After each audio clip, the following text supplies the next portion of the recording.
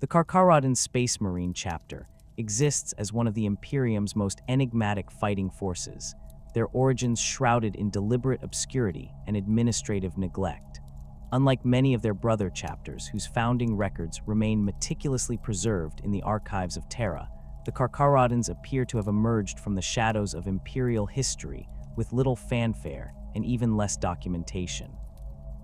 Their gene seed lineage points toward the 19th Legion, the Raven Guard, yet the circumstances of their creation suggest a far more complex and troubled genesis than the standard chapter founding protocols would typically allow.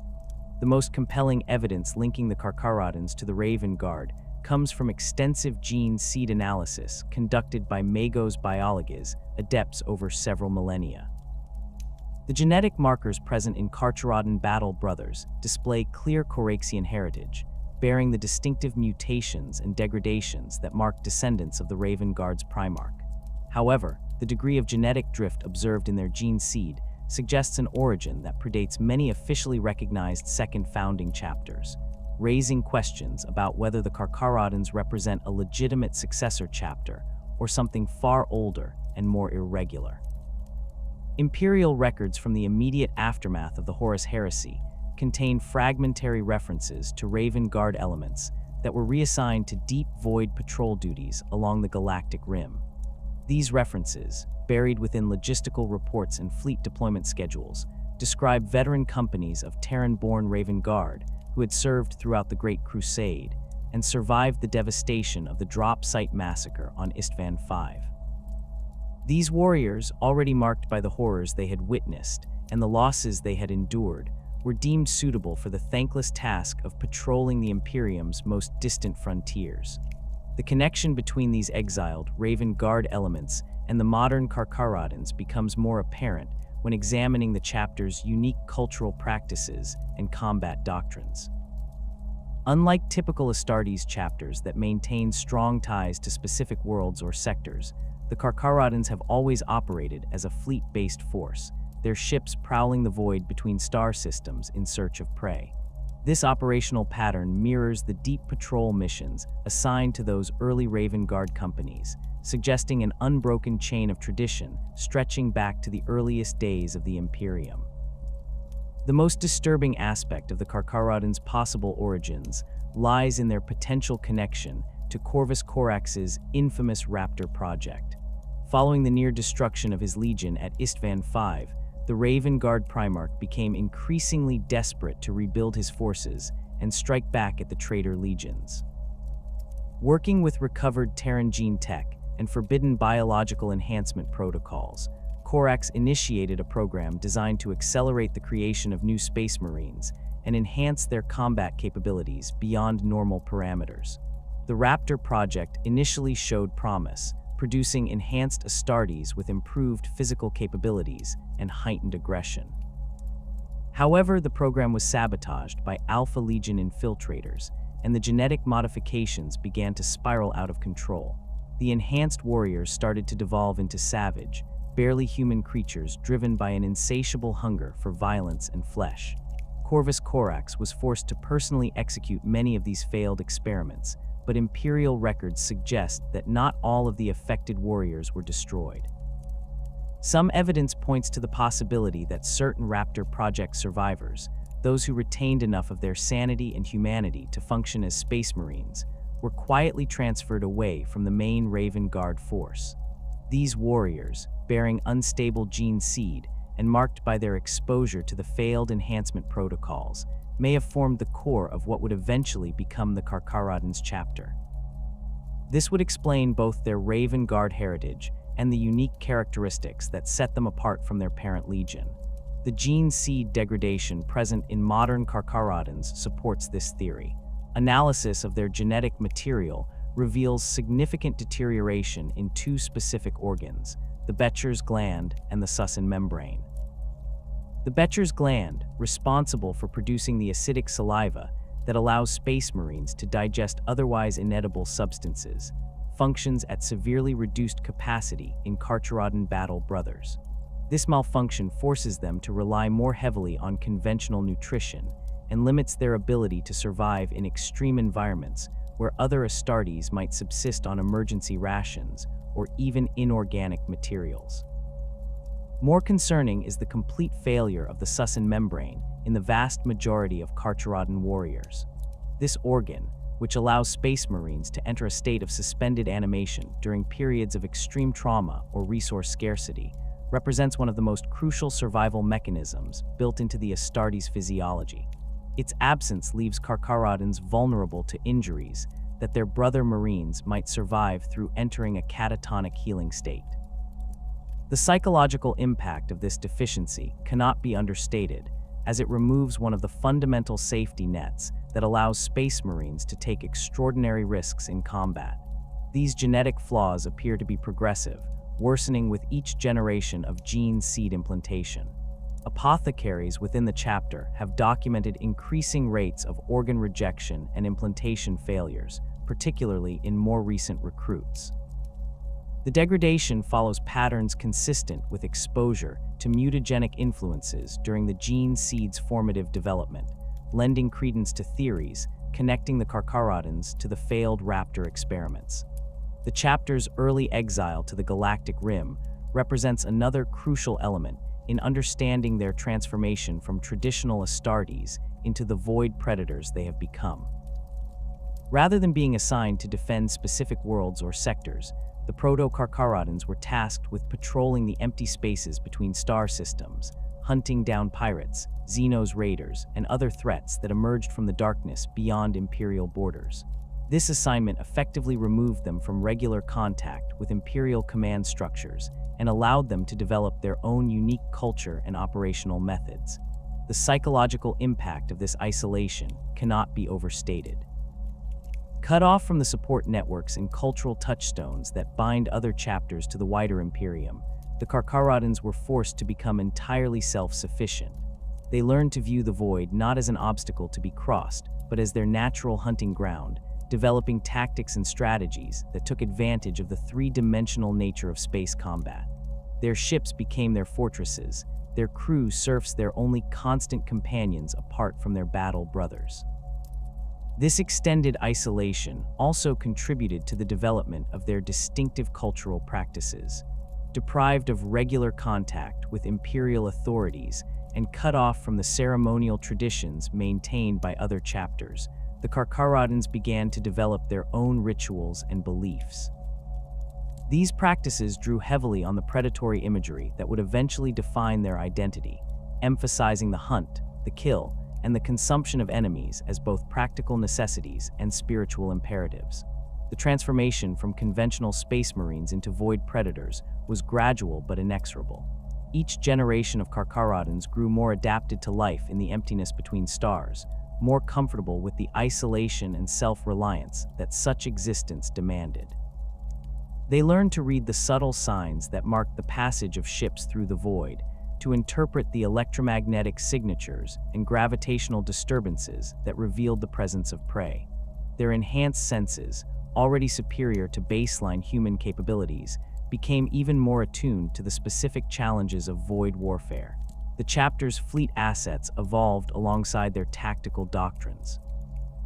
Rather than maintaining the heavy cruisers and battle barges favored by many Astartes chapters, the Carcharodons developed a preference for smaller, more maneuverable vessels capable of extended independent operations. These ships were modified for stealth and endurance rather than raw firepower, allowing them to track their prey across vast distances before striking with overwhelming force at the moment of maximum vulnerability.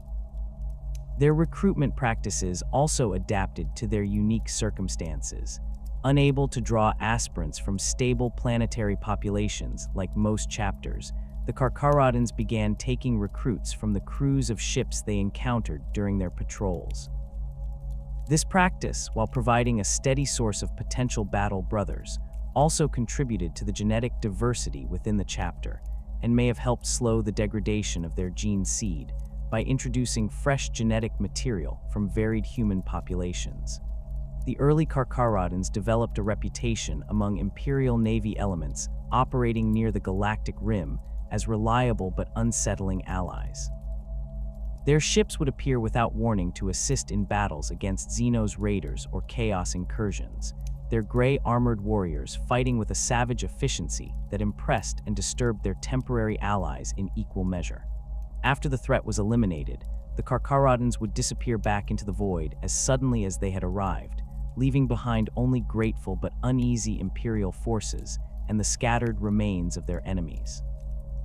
This pattern of behavior established the Carcharodons as a chapter apart from their brothers, bound by duty to the Imperium, but operating according to their own mysterious agenda. Their loyalty was never questioned, but their methods and motivations remained largely opaque to outside observers. They had become something new within the framework of the Adeptus Astartes, a force shaped by isolation, genetic instability, and the harsh demands of void warfare into something that retained the essential nature of space marines, while developing characteristics that set them distinctly apart from their origins. The organizational structure of the Carcharodons represents a radical departure from the rigid hierarchies and territorial anchors that define most space marine chapters.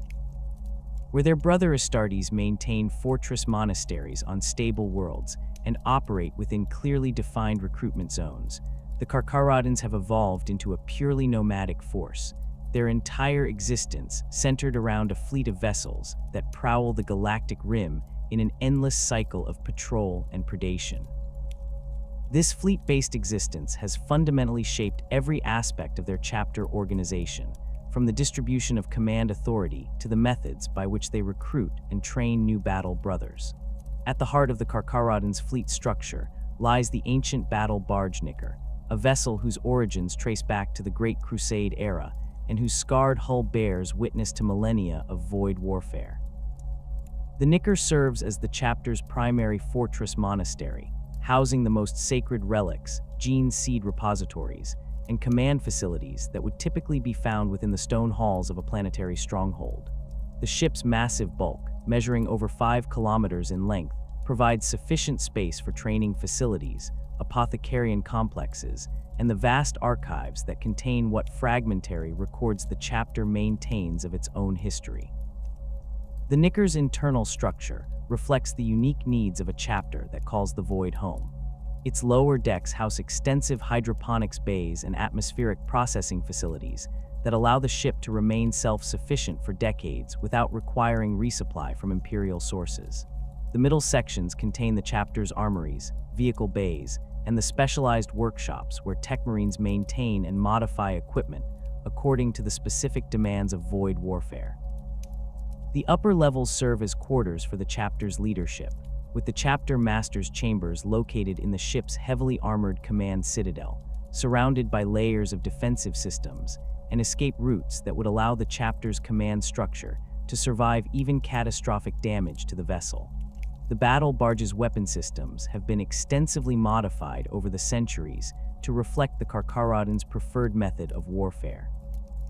Where many Imperial vessels rely on long-range bombardment cannons and Nova cannon arrays, the Nicker mounts an unusual concentration of boarding torpedoes, assault pods, and short-range weapons designed to cripple rather than destroy enemy vessels.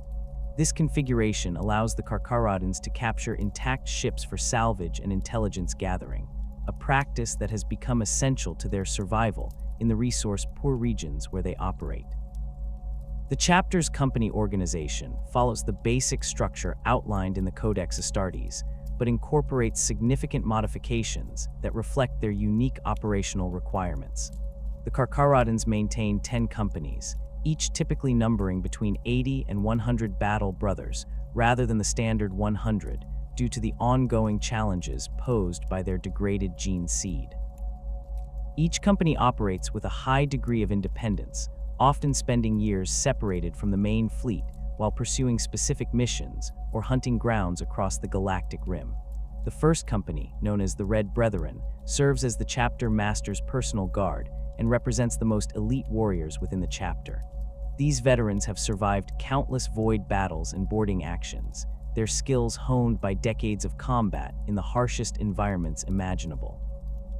The Red Brethren are equipped with the chapter's most precious suits of Terminator armor, ancient relics whose machine spirits have been appeased through ritual offerings, and whose weapon systems have been modified for the close-quarters combat that characterizes boarding actions. The company's battle brothers serve not only as the chapter master's bodyguard, but also as his executioners, carrying out the most sensitive missions that require absolute discretion and ruthless efficiency. The Red Wake, the current chapter master, maintains direct command over a cadre of specialists drawn from across the chapter's companies. These warriors, known as the Reaper Guard, accompany him on the most dangerous missions and serve as his personal advisors on matters of strategy and chapter doctrine. The Reaper Guard includes veteran sergeants from each company, ensuring that the chapter master remains connected to the concerns and capabilities of his entire force, despite the vast distances that often separate the companies during their operations. The 2nd through 5th companies serve as the chapter's primary battle companies, each specializing in different aspects of void warfare, while maintaining the flexibility to operate independently for extended periods. The 2nd company has developed particular expertise in assault operations, their battle brothers trained to excel in the brutal close-quarters combat that characterizes boarding actions and space Hulk clearance missions. Their armor bears additional reinforcement around vital areas, and their weapons focus on high-damage, short-range armaments that can penetrate bulkheads and terminate enemies in the confined spaces of ship corridors. The 3rd company specializes in stealth operations and reconnaissance, their battle brothers trained in the arts of silent movement and covert infiltration that echo the traditions of their Raven Guard heritage. These warriors often serve as the chapter's forward scouts, using modified assault bikes and jump packs to conduct rapid reconnaissance of potential targets before the main force arrives. Their armor incorporates noise-dampening modifications and sensor-defeating materials that allow them to operate undetected in the electromagnetic-rich environment of the void.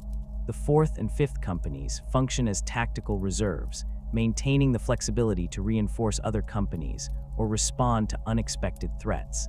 These warriors are cross-trained in multiple specializations, allowing them to adapt quickly to changing battlefield conditions. The 4th company maintains the chapter's heaviest weapons and vehicles, including the precious few land raiders and predator tanks that the Carcharodons have acquired through salvage operations over the centuries.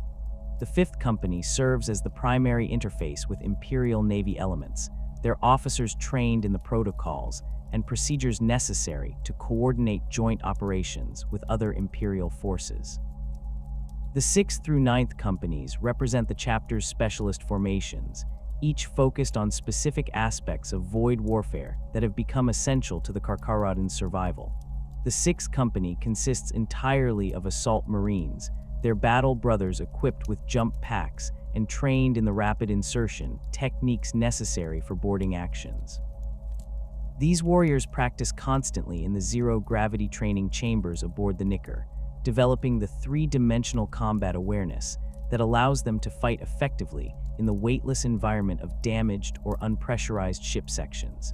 The 7th company serves as the chapter's primary void warfare specialists, their battle brothers trained to operate in the harsh environment of space itself.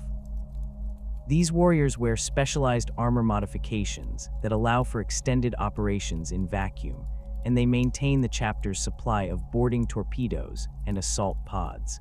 The 7th company also includes the chapter's most skilled pilots, warriors who can navigate the treacherous debris fields and gravitational anomalies that surround many of their targets. The 8th and 9th companies function as the chapter's tactical support elements, providing heavy weapons support and specialized equipment to other companies as needed. The 8th company maintains the chapter's Devastator squads, warriors trained to operate the heavy weapons that can penetrate ship armor and bulkheads. The 9th company serves as the chapter's technical specialists, including not only tech marines, but also battle brothers trained in the operation and maintenance of the complex systems that keep the chapter's fleet operational. The 10th company represents the chapter's scout company, but their role differs significantly from that of their counterparts in other chapters. Rather than operating on planetary surfaces, Carcharodon scouts are trained primarily for void reconnaissance and intelligence gathering. These young warriors learn to pilot small craft through asteroid fields and debris clouds, developing the skills necessary to approach enemy vessels undetected. Their training emphasizes patience and observation, qualities essential for warriors who may spend weeks tracking a single target across multiple star systems. The role of librarians within the Carcharodons extends far beyond the psychic warfare duties typically associated with these specialists in other chapters. Due to the chapter's nomadic existence and the fragmentary nature of their historical records, the librarians serve as the primary keepers of chapter knowledge and tradition. They maintain the oral histories that preserve the deeds of fallen heroes, the tactical doctrines developed through centuries of void warfare, and the complex navigation data necessary for the fleet to operate effectively in the poorly charted regions of the galactic rim. Carcharodon librarians undergo extensive training in astropathic communication and void navigation, skills that prove essential when companies operate independently across vast distances. These warriors can maintain psychic contact with other elements of the chapter across light years of space, coordinating movements and sharing intelligence in ways that would be impossible through conventional communication methods. The senior librarians aboard the Nicker maintain detailed star charts and navigation data that represent centuries of accumulated knowledge about the safe routes and hidden dangers of the galactic rim. The chapter's librarians also serve as the primary interface with the Astronomican, the psychic beacon that guides Imperial ships through the warp. Their enhanced sensitivity to psychic phenomena allows them to detect subtle variations in the Astronomican signal that might indicate the presence of warp storms or other navigational hazards. This capability has proven invaluable during the chapter's long-range patrols, allowing them to avoid dangerous warp routes and maintain operational effectiveness even in regions where Imperial navigation data is sparse or outdated. The recruitment practices of the Carcharodons reflect both their nomadic nature and the harsh realities of operating in the galactic rim's dangerous frontier regions. Unlike chapters that can rely on stable planetary populations to provide a steady stream of aspirants, the Carcharodons must opportunistically recruit from whatever human populations they encounter during their patrols.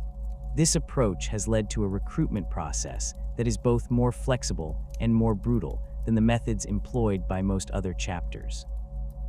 The chapter's primary recruiting grounds consist of the feral worlds and frontier settlements that dot the galactic rim, human populations that have developed the hardiness and survival instincts necessary to thrive in environments where Imperial authority is weak or non-existent. These worlds often exist in a state of constant warfare, whether against Xenos raiders, chaos cultists, or simply the harsh environmental conditions that characterize the galaxy's edge. The populations that survive in such conditions possess the physical and mental toughness that makes them suitable candidates for transformation into space marines. Carcharodon recruiting parties typically operate from fast strike cruisers that can approach target worlds quickly and depart before their presence attracts unwanted attention. The chapter's chaplains and apothecaries conduct rapid assessments of potential recruits, using portable gene testing equipment to identify individuals whose genetic structure is compatible with the chapter's degraded gene seed. The selection process focuses heavily on psychological resilience and adaptability, qualities that prove essential for warriors who must spend their entire careers operating in the isolation of the void. The trials faced by Carcharodon aspirants differ significantly from the traditional challenges employed by planetary-based chapters. Rather than surviving in wilderness environments or proving themselves in gladiatorial combat, potential Carcharodons must demonstrate their ability to function effectively in the artificial environment of a starship. Aspirants are subjected to extended periods in zero gravity, tested on their ability to navigate three-dimensional combat scenarios, and evaluated on their capacity to remain psychologically stable during long periods of isolation. The brutal trials that forge new Carcharodons serve as mere preparation for service under one of the Imperium's most enigmatic and terrifying chapter masters. Tyberos the Red Wake stands as a figure whose very presence commands absolute obedience from warriors already inured to violence and death. His massive frame, encased in ancient Terminator armor that dwarfs even other Astartes champions, moves through the corridors of the Nicker with a predatory grace that belies his enormous bulk. The armor itself represents a masterwork of archaeotech engineering, its ceramite plates bearing the scars of countless boarding actions, while its internal systems hum with machine spirits that have been appeased through decades of ritual maintenance and blood offerings. The most distinctive aspects of Tyberos' war gear are his twin lightning claws, weapons that have earned names whispered in fear throughout the galactic rim. Hunger and Slake extend from his massive gauntlets like the talons of some primordial sea predator, their energy fields crackling with barely contained power.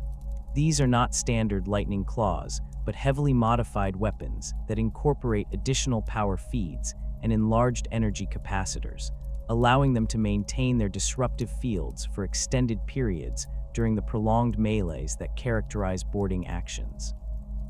The claws themselves measure nearly a meter in length, their adamantine cores surrounded by disruption fields that can tear through bulkhead armor as easily as flesh. The weapons' names reflect more than mere affectation, representing fundamental aspects of Tyberos' approach to warfare and leadership. Hunger embodies his relentless pursuit of enemies across the void, the insatiable drive that compels the Carcharodons to hunt their prey through multiple star systems if necessary. Slake represents the satisfaction that comes from the kill, the moment when enemy resistance finally breaks and victory is achieved through overwhelming violence. Together, they serve as physical manifestations of the predatory philosophy that guides the entire chapter under his leadership. Tyberos' Terminator armor bears modifications that reflect both his personal preferences and the unique demands of void warfare. Additional sensor arrays cluster around the helmet's eye lenses, providing enhanced targeting data and threat assessment capabilities in the electromagnetic-rich environment of ship-to-ship combat. The armor's power plant has been upgraded with redundant systems that allow for extended operation even when cut off from external power sources, a crucial capability when fighting in the damaged sections of enemy vessels where life support systems may have failed. The most unsettling aspect of Tyberos' appearance lies in the modifications made to his armor's Vox grills and breathing apparatus. The standard Imperial Aquila has been replaced with stylized shark motifs that give his helmet a distinctly predatory appearance, while the Vox grills have been altered to produce a low, rumbling sound that carries clearly through ship corridors and serves to unnerve enemies before combat is even joined. These modifications represent more than mere intimidation tactics, serving as psychological warfare tools that complement the chapter's preferred method of striking terror into their enemies before closing for the kill. The Red Wake's leadership philosophy centers on the concept of controlled savagery, a delicate balance between the brutal efficiency necessary for void warfare and the discipline required to maintain unit cohesion during extended independent operations. Unlike chapter masters who rule through rigid adherence to the Codex Astartes, or those who rely primarily on inspirational rhetoric, Tyberos leads through demonstrated competence and the careful application of fear. His warriors understand that their chapter master possesses both the tactical acumen to lead them to victory and the ruthless determination to eliminate any battle brother who fails to meet his exacting standards. This approach to leadership manifests itself in the chapter's training regimens, which emphasize practical competence over ceremonial tradition. Tyberos personally oversees combat drills aboard the Nicker, his massive form moving through the training chambers as he observes his warriors practicing boarding techniques and close-quarters combat. His critiques are delivered with surgical precision, identifying specific tactical errors and demonstrating proper techniques through personal example. Battle brothers who consistently fail to meet his standards find themselves assigned to increasingly dangerous duties until they either improve their performance or die in service to the chapter. The Red Wake's disciplinary methods extend beyond mere tactical instruction to encompass the psychological conditioning necessary for warriors who must spend years isolated in the void. He understands that the Carcharodons operate under conditions that would break the morale of more conventional Astartes forces, cut off from the support networks and cultural touchstones that sustain other chapters. His leadership style acknowledges these harsh realities while providing the structure and purpose necessary to maintain unit effectiveness despite the psychological pressures of their nomadic existence. Tyberos demonstrates particular skill in managing the aggressive impulses that characterize his gene line, channeling the savage instincts inherited from their Raven Guard heritage into tactically useful applications. Rather than attempting to suppress these tendencies, he has developed training methods that allow his warriors to embrace their predatory nature while maintaining the discipline necessary for complex void operations. This approach requires constant vigilance and adjustment, as the line between controlled aggression and destructive rage remains perilously thin among warriors already marked by genetic instability. The chapter master's strategic acumen becomes most apparent in his approach to void warfare, where his understanding of three-dimensional combat and fleet tactics has elevated the Carcharodons to a level of effectiveness that rivals specialized Imperial Navy formations. Tyberos possesses an intuitive grasp of the complex gravitational and electromagnetic factors that influence ship movement in the void, allowing him to predict enemy maneuvers and position his forces for maximum tactical advantage. His battle plans typically involve multiple phases of engagement, beginning with long-range reconnaissance and culminating in devastating close-quarters assaults that leave enemy forces with no opportunity for organized resistance. The Red Wake's reputation among other chapter masters reflects both respect for his tactical abilities and unease regarding his methods and the mysterious nature of his chapter's origins. Those few who have fought alongside the Carcharodons acknowledge Tyberos' competence as a void warfare specialist, while expressing private concerns about the savage efficiency with which his warriors eliminate their enemies. Imperial Navy commanders who have witnessed Carcharodon boarding actions report that enemy crews often surrender rather than face the terror of close combat with the gray-armored predators, a psychological advantage that Tyberos has deliberately cultivated through careful management of his chapter's reputation. The strategic partnerships that Tyberos has forged with certain Imperial Navy elements demonstrate his understanding of the political realities that govern void warfare in the galactic rim. Rather than operating in complete isolation, he has established informal agreements with specific fleet commanders who value the Carcharodons' unique capabilities and are willing to overlook their unconventional methods in exchange for reliable support against Xenos raiders and Chaos incursions. These relationships provide the chapter with access to intelligence networks and logistical support that would otherwise be unavailable to such an isolated force. Tyberos' approach to inter-chapter relations remains carefully calculated, acknowledging the suspicions that surround the Carcharodons while demonstrating sufficient cooperation to avoid unwanted scrutiny from Imperial authorities. He maintains formal diplomatic contact with several other fleet-based chapters, sharing intelligence about void-borne threats and occasionally coordinating joint operations against particularly dangerous enemies. These interactions allow him to gauge the attitudes of other Astartes leaders, while presenting the Carcharodons as loyal servants of the Imperium despite their unconventional methods. The mystery surrounding Tyberos' true identity represents one of the most intriguing aspects of his leadership, with various theories attempting to explain his origins and the source of his extraordinary capabilities. His physical dimensions exceed those of typical Astartes by a significant margin, leading some observers to speculate about possible genetic enhancement or modification beyond standard Space Marine implantation procedures. The chapter master's age remains similarly uncertain, with some estimates suggesting that he has led the Carcharodons for several centuries, while others propose a much longer tenure that would place his origins in the immediate aftermath of the Horus Heresy. The most compelling theory regarding Tyberos' origins suggests a connection to the failed Raptor project initiated by Corvus Corax during the dark days following the Drop Site massacre. Proponents of this theory point to his enhanced physical capabilities, his savage fighting style, and the genetic instabilities that characterize the Carcharodons as evidence of exposure to the mutagenic processes that marked the raptor experiments. If accurate, this would make Tyberos one of the few surviving products of Corax's desperate attempt to rapidly rebuild his legion, a living reminder of the Primarch's greatest failure, transformed into an instrument of the Imperium's will. Alternative theories propose that Tyberos represents a Terran-born Raven Guard veteran whose exceptional service record earned him command of the exile forces that eventually became the Carcharodons.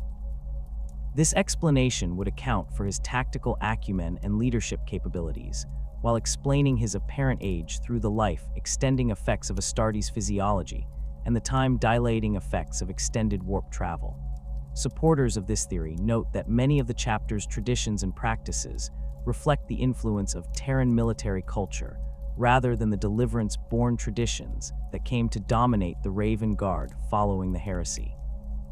The physical evidence available to support either theory remains frustratingly incomplete, as Tyberos maintains strict privacy regarding his personal history and origins.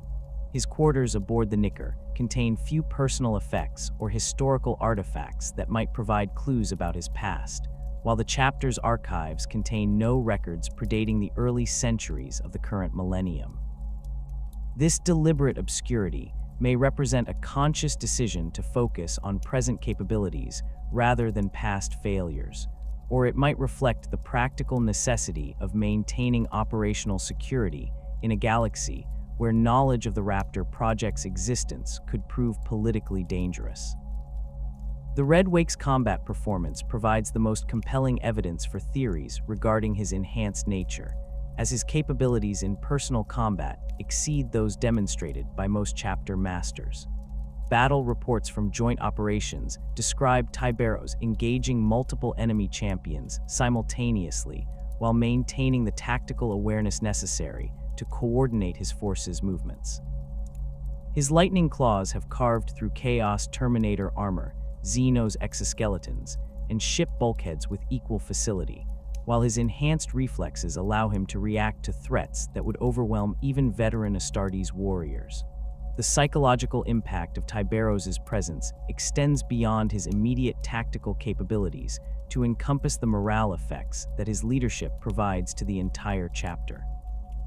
Carcharodon battle brothers demonstrate unwavering loyalty to their chapter master, viewing him as the embodiment of their predatory nature and the architect of their continued survival in the harsh environment of the Galactic Rim. This devotion transcends mere military discipline to approach the reverential respect typically reserved for Primarchs or other legendary figures, suggesting that Tyberos has successfully positioned himself as more than merely a tactical leader, but as the spiritual heart of the chapter's identity. The Red Wake's influence on chapter doctrine extends to every aspect of Carcharodon operations, from recruitment practices to combat tactics to the maintenance of their fleet assets. His personal attention to detail ensures that even routine operations receive the same level of planning and preparation as major campaigns, while his willingness to adapt established procedures to meet changing circumstances has allowed the chapter to maintain effectiveness despite their isolation from conventional Imperial support networks.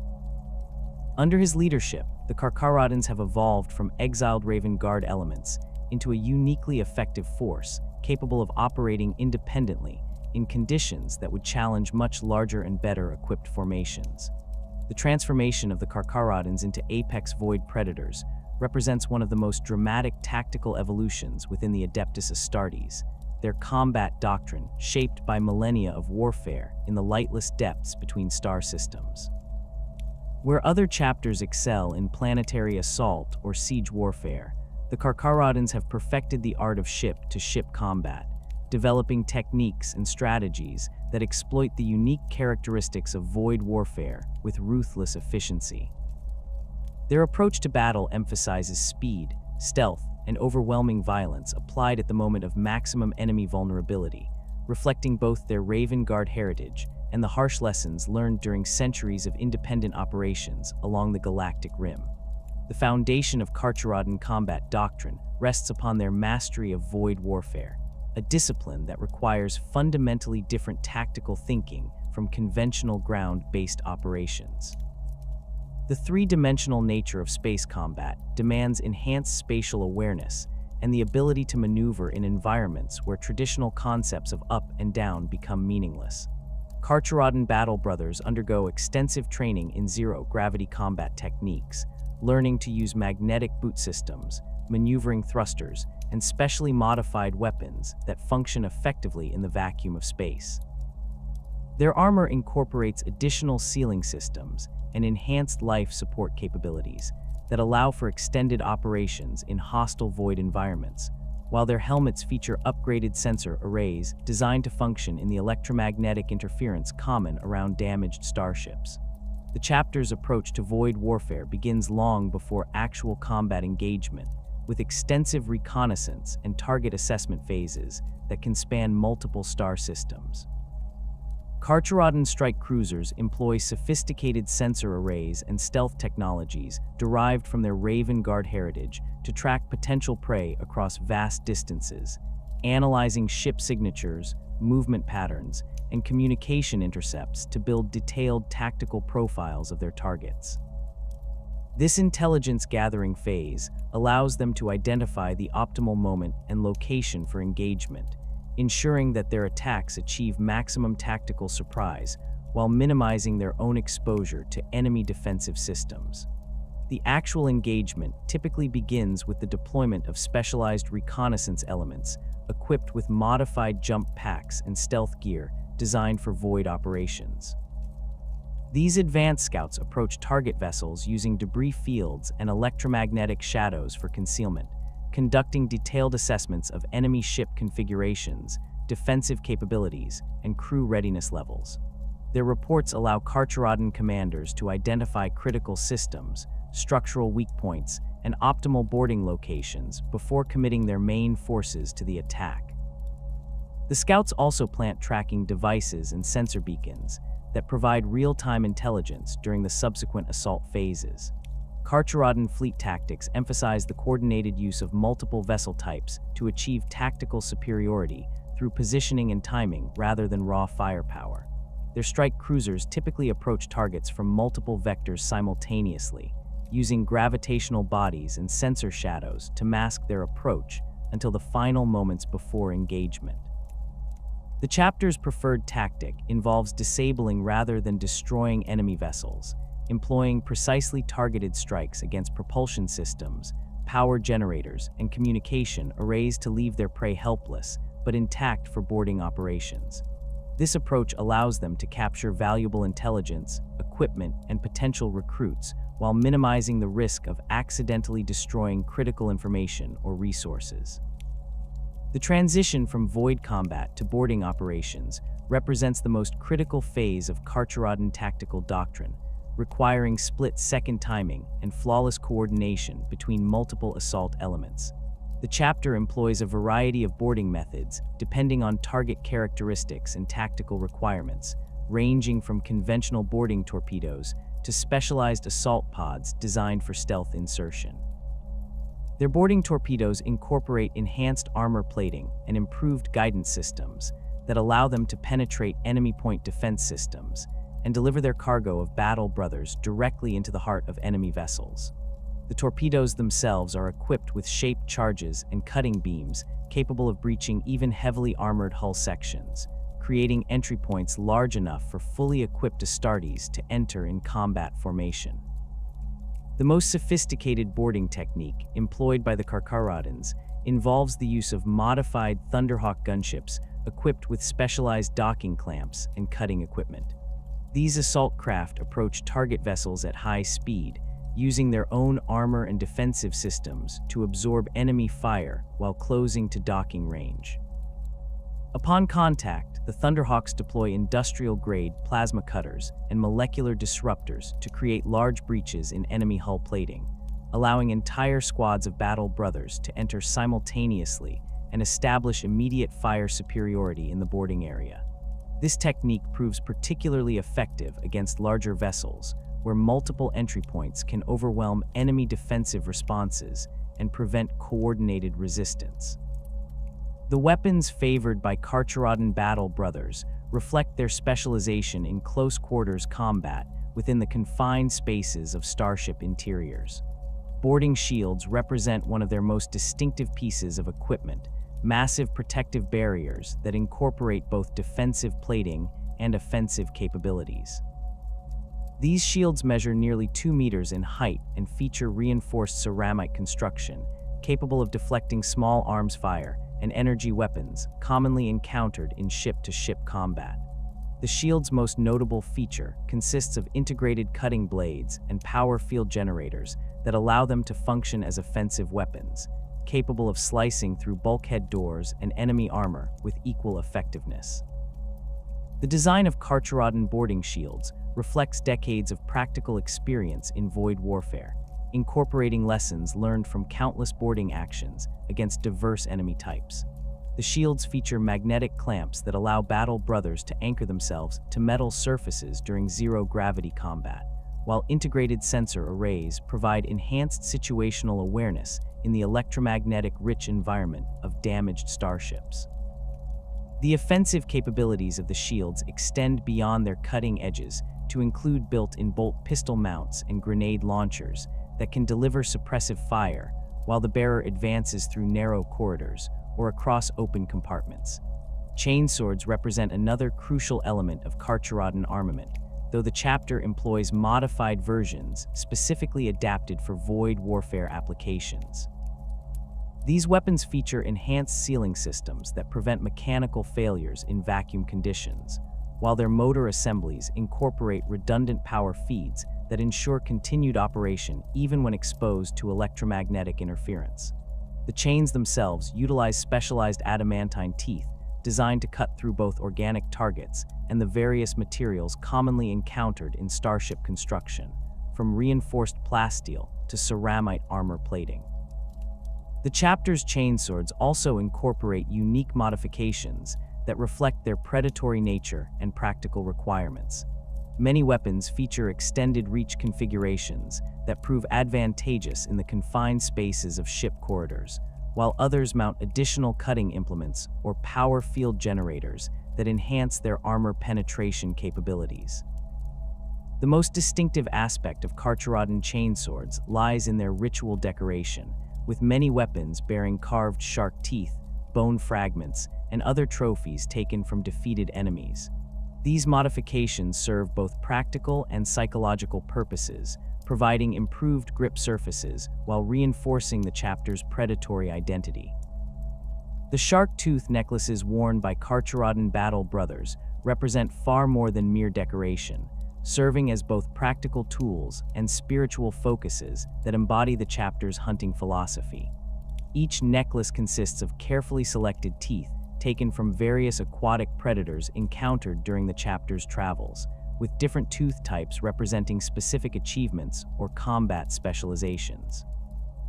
The largest teeth typically come from the massive void krakens that inhabit the deep space between star systems, creatures whose hunting patterns and predatory instincts serve as inspiration for Carcharodon tactical doctrine. The construction of these necklaces follows strict ritual protocols that transform them from simple trophies into functional equipment with genuine tactical applications. The teeth undergo extensive preparation involving acid etching, molecular strengthening, and the application of specialized coatings that enhance their durability and cutting effectiveness.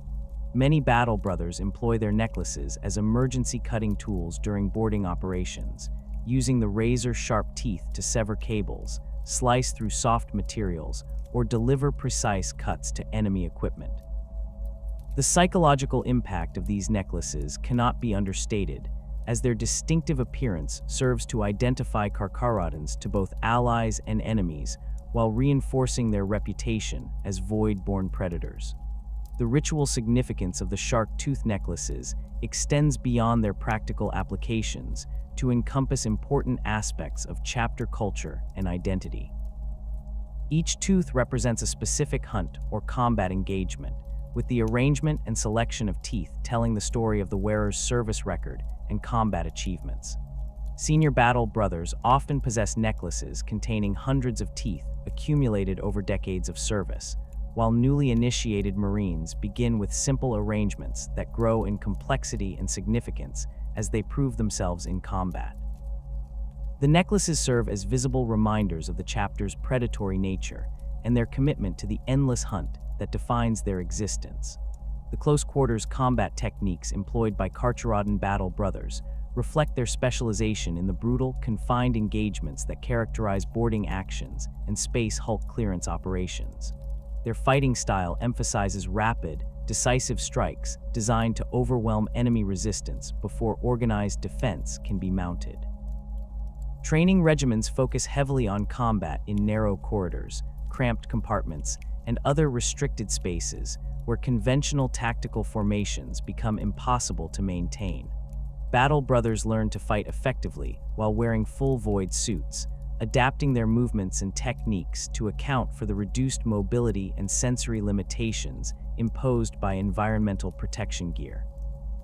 The chapter's combat doctrine places particular emphasis on the psychological aspects of close-quarters fighting, recognizing that terror and demoralization often prove more effective than raw firepower in achieving tactical objectives.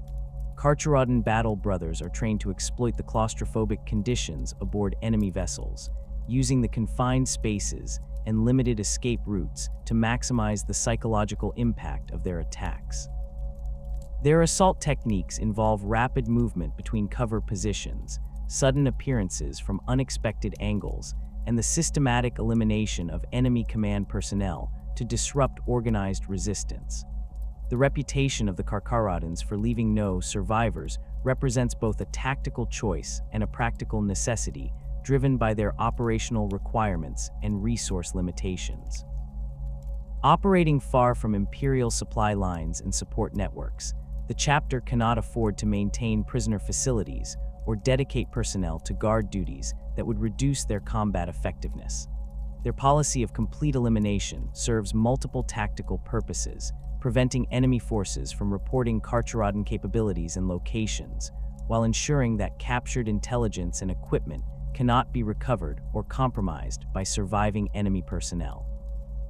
This approach to warfare extends beyond mere tactical considerations to encompass broader strategic objectives related to maintaining the chapter's operational security and preserving their ability to operate independently in contested regions. The complete elimination of enemy forces prevents the dissemination of information about Carcharodon methods, equipment, and capabilities that could be used by future opponents to develop countermeasures or defensive strategies. The psychological impact of this reputation also serves as a force multiplier, as enemy crews often surrender or flee rather than face the prospect of total annihilation at the hands of the gray armored predators. The terror tactics employed by the Carcharodons represent a sophisticated application of psychological warfare principles adapted for the unique environment of void combat. Their approach involves the systematic exploitation of the fears and anxieties that naturally arise in the confined, isolated environment of starships under attack. The chapter's battle brothers are trained to use the acoustic properties of ship corridors and compartments to maximum effect, employing Vox-amplified battle cries, the distinctive sound of chainsword motors, and the metallic scraping of boarding shields against bulkheads to create an atmosphere of impending doom that undermines enemy morale before direct contact is even established. The visual impact of Carcharodon warriors represents another crucial element of their terror tactics, with their gray power armor and predatory decorations designed to evoke primal fears of being hunted by superior predators.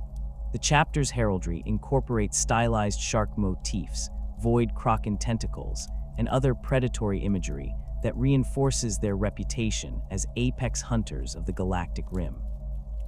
Battle brothers often modify their armor with additional spikes, cutting edges, and trophy displays that enhance their intimidating appearance while serving practical functions in close-quarters combat. The systematic nature of Carcharodon terror tactics extends to their approach to enemy ship clearance, involving methodical advances through vessel sections that leave behind clear evidence of their presence and capabilities. Rather than simply eliminating enemy resistance and moving on, Carcharodon assault teams often arrange the bodies of defeated enemies in specific patterns that serve as psychological warfare tools against remaining defenders. These displays, while brutal, serve to communicate the futility of continued resistance while demonstrating the chapter's complete control over the tactical situation. The effectiveness of these terror tactics becomes particularly apparent when fighting against chaos cultists and heretical forces, enemies whose corrupt beliefs often make them resistant to conventional intimidation methods. The Carcharodons have developed specialized psychological warfare techniques designed to exploit the specific fears and weaknesses associated with different chaos factions. Against Nurgle cultists, they employ purification flames and antiseptic agents that represent the antithesis of decay and corruption. When facing Khornate berserkers, they utilize precision strikes and coordinated tactics that demonstrate superior discipline and tactical acumen. Slaaneshi cultists face systematic destruction that denies them the excess and sensation they crave, while Tzeentchian conspirators encounter straightforward, brutal assaults that leave no room for complex schemes or manipulation. The application of terror tactics against Xeno's opponents requires different approaches tailored to the specific psychology and behavioral patterns of different alien species. Against Orc raiders, the Carcharodons employ rapid, overwhelming assaults that deny the Greenskins the prolonged combat they enjoy, while demonstrating superior tactical coordination. Dark Eldar raiders face methodical, systematic elimination that denies them the suffering and terror they seek to harvest from their victims. Tau forces encounter brutal close-quarters assaults that negate their technological advantages and force them into the type of melee combat where Astartes' superiority becomes most apparent. The long-term strategic impact of Carcharodon terror tactics extends beyond individual engagements to influence the broader operational environment throughout the galactic rim. Their reputation for ruthless efficiency and complete elimination of enemy forces has created a deterrent effect that influences the behavior of potential opponents across multiple sectors. Pirate fleets often avoid regions known to be patrolled by Carcharodon forces, while Chaos cults and Xenos raiders factor the possibility of encountering the chapter into their operational planning. This reputation serves as a force multiplier that extends the effective reach of the chapter's relatively small numbers across vast regions of space. The integration of terror tactics with conventional combat operations requires careful coordination and timing to achieve maximum effectiveness without compromising tactical objectives.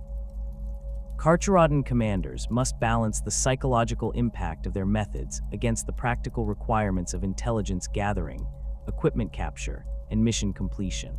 The chapter has developed sophisticated protocols for managing the transition between terror-focused operations and more conventional tactical approaches, allowing them to adapt their methods to specific mission requirements while maintaining their reputation for ruthless efficiency. The recruitment practices of the Carcharodons operate under constraints that would cripple most other Space Marine chapters, their nomadic existence forcing them to develop methods fundamentally different from the stable planetary recruiting grounds that sustain their brother Astartes. Where other chapters can rely on generations of carefully maintained bloodlines and established selection protocols, the Carcharodons must opportunistically harvest potential recruits from the scattered human populations that eke out existence in the outer dark. These frontier worlds, existing at the very edge of Imperial space, where the light of the Astronomican grows dim, produce survivors hardened by constant warfare against Xenos raiders, Chaos cults, and the simple brutality of existence beyond the protection of established Imperial authority. The worlds that serve as primary recruiting grounds for the chapter share common characteristics born from their isolation and the harsh realities of frontier existence. Hive worlds stripped of their industrial capacity by millennia of resource extraction house populations that have reverted to tribal warfare among the ruins of their former glory. Feral worlds never fully brought into Imperial compliance maintain human populations that have adapted to environments hostile to conventional settlement, their societies shaped by constant struggle against both environmental hazards and external threats. Mining colonies abandoned by the Adeptus Mechanicus when their resources were exhausted continue to support small populations of survivors who have learned to maintain basic technology through salvage and improvisation. The selection trials conducted by Carcharodon recruiting parties reflect both the chapter's void-born nature and the specific challenges faced by aspirants who must prove their worth in environments radically different from traditional Astartes testing grounds.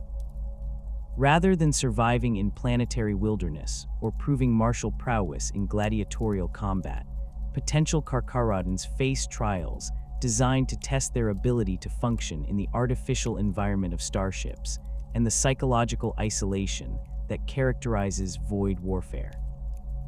The initial selection process begins with basic genetic compatibility testing conducted by chapter apothecaries using portable gene sequencing equipment. But this represents only the first hurdle in a series of increasingly brutal challenges.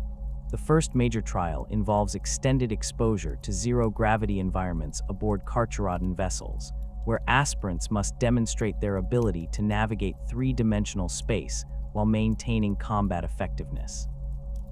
The testing chambers aboard the strike cruiser Reapers have been modified to simulate the complex gravitational fields and electromagnetic interference encountered during void battles, forcing candidates to adapt their movements and spatial awareness to conditions that would disorient even experienced voidsmen.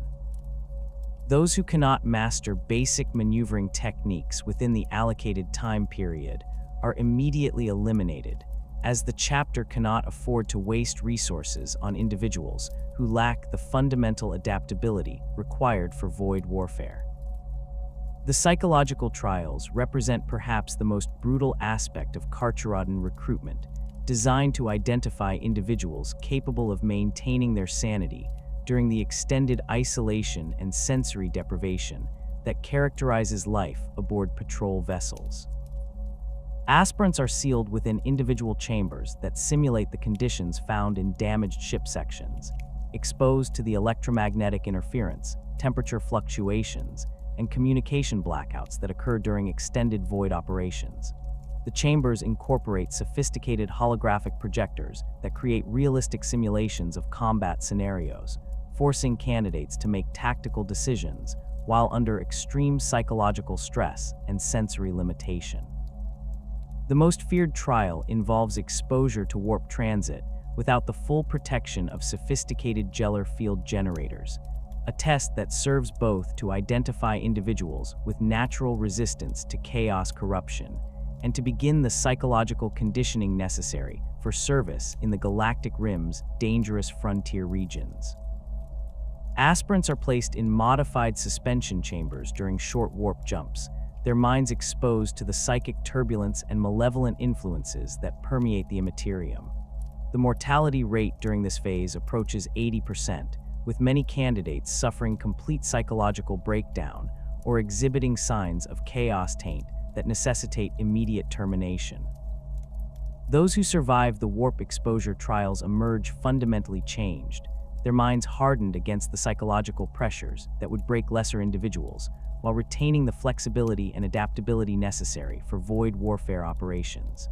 The survivors display enhanced resistance to fear effects and psychological manipulation, qualities that prove essential when facing the terror tactics employed by chaos cultists and the alien psychology of Xeno's opponents. However, this resistance comes at a cost, as many successful candidates exhibit reduced emotional responsiveness and difficulty forming the close bonds that characterize battle-brother relationships in other chapters. The gene seed implantation process for Carcharodon aspirants faces unique challenges related to the degraded nature of their genetic material and the specific environmental conditions under which the chapter operates.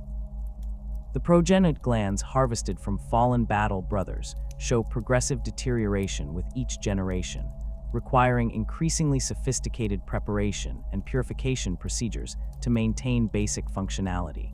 chapter apothecaries have developed specialized techniques involving the use of rare chemicals and archaeotech medical equipment to stabilize the gene seed before implantation. But these methods can only slow rather than reverse the ongoing genetic degradation.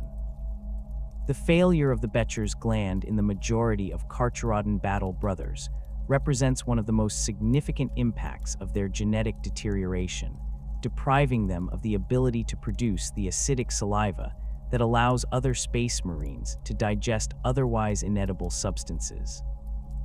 This deficiency forces the chapter to maintain more extensive food storage and preparation facilities aboard their vessels, consuming valuable space and resources that could otherwise be devoted to weapons and equipment. The loss of this capability also limits their ability to survive in extreme environments where other Astartes might subsist on emergency rations or even inorganic materials broken down through acidic digestion. More critically, the complete failure of the succinate membrane in virtually all Carcharodon warriors eliminates one of the most important survival mechanisms built into standard Astartes physiology. This organ, which allows space marines to enter a state of suspended animation during periods of extreme trauma or resource scarcity, provides a crucial safety net that enables other chapters to take extraordinary risks in combat. Its absence forces Carcharodon battle brothers to approach tactical situations with greater caution, as they cannot rely on entering hibernation to survive injuries that would merely incapacitate other space marines. The psychological impact of this genetic deficiency extends beyond tactical considerations to affect the fundamental mindset with which Carcharodon warriors approach combat and mortality. The knowledge that they lack this basic survival mechanism creates a heightened awareness of their own vulnerability that influences their combat doctrine and risk assessment procedures. Battle brothers develop a more acute understanding of their physical limitations and the consequences of tactical errors, leading to the careful, methodical approach that characterizes Carcharodon operations despite their reputation for savage efficiency.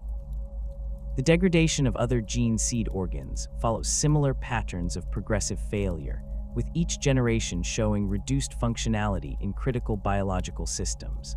The Laramens organ, responsible for rapid blood clotting and wound sealing, operates at diminished capacity in many Carcharodon warriors, requiring enhanced medical support and longer recovery periods following combat operations.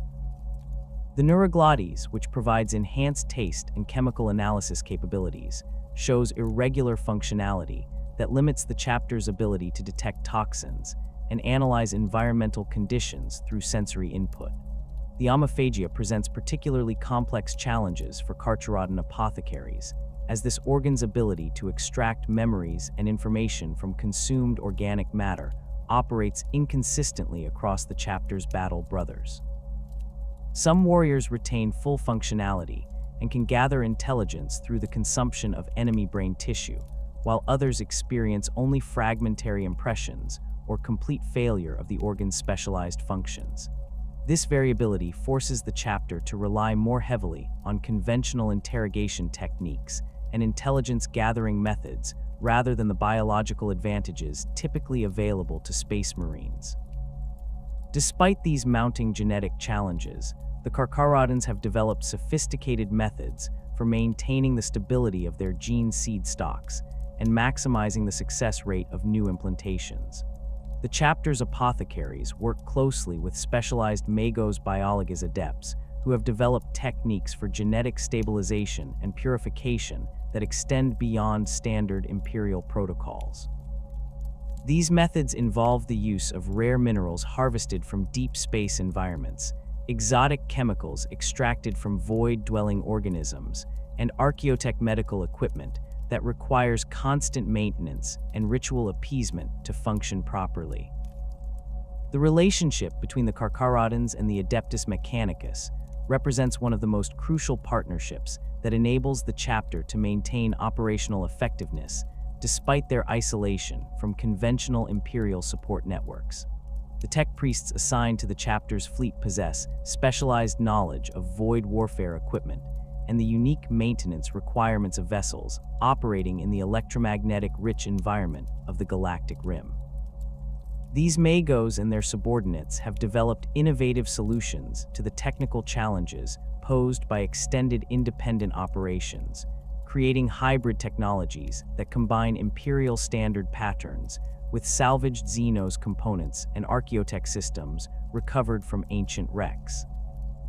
The maintenance of Carcharodon equipment requires constant improvisation and adaptation, as the chapter cannot rely on regular resupply from Imperial Forge worlds or standardized replacement parts manufactured according to established patterns.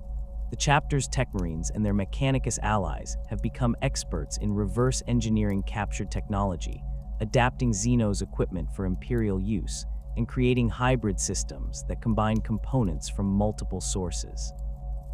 This approach violates numerous Mechanicus doctrines regarding technological purity, but the practical necessities of void warfare have forced both parties to accept compromises that would be unthinkable under normal circumstances.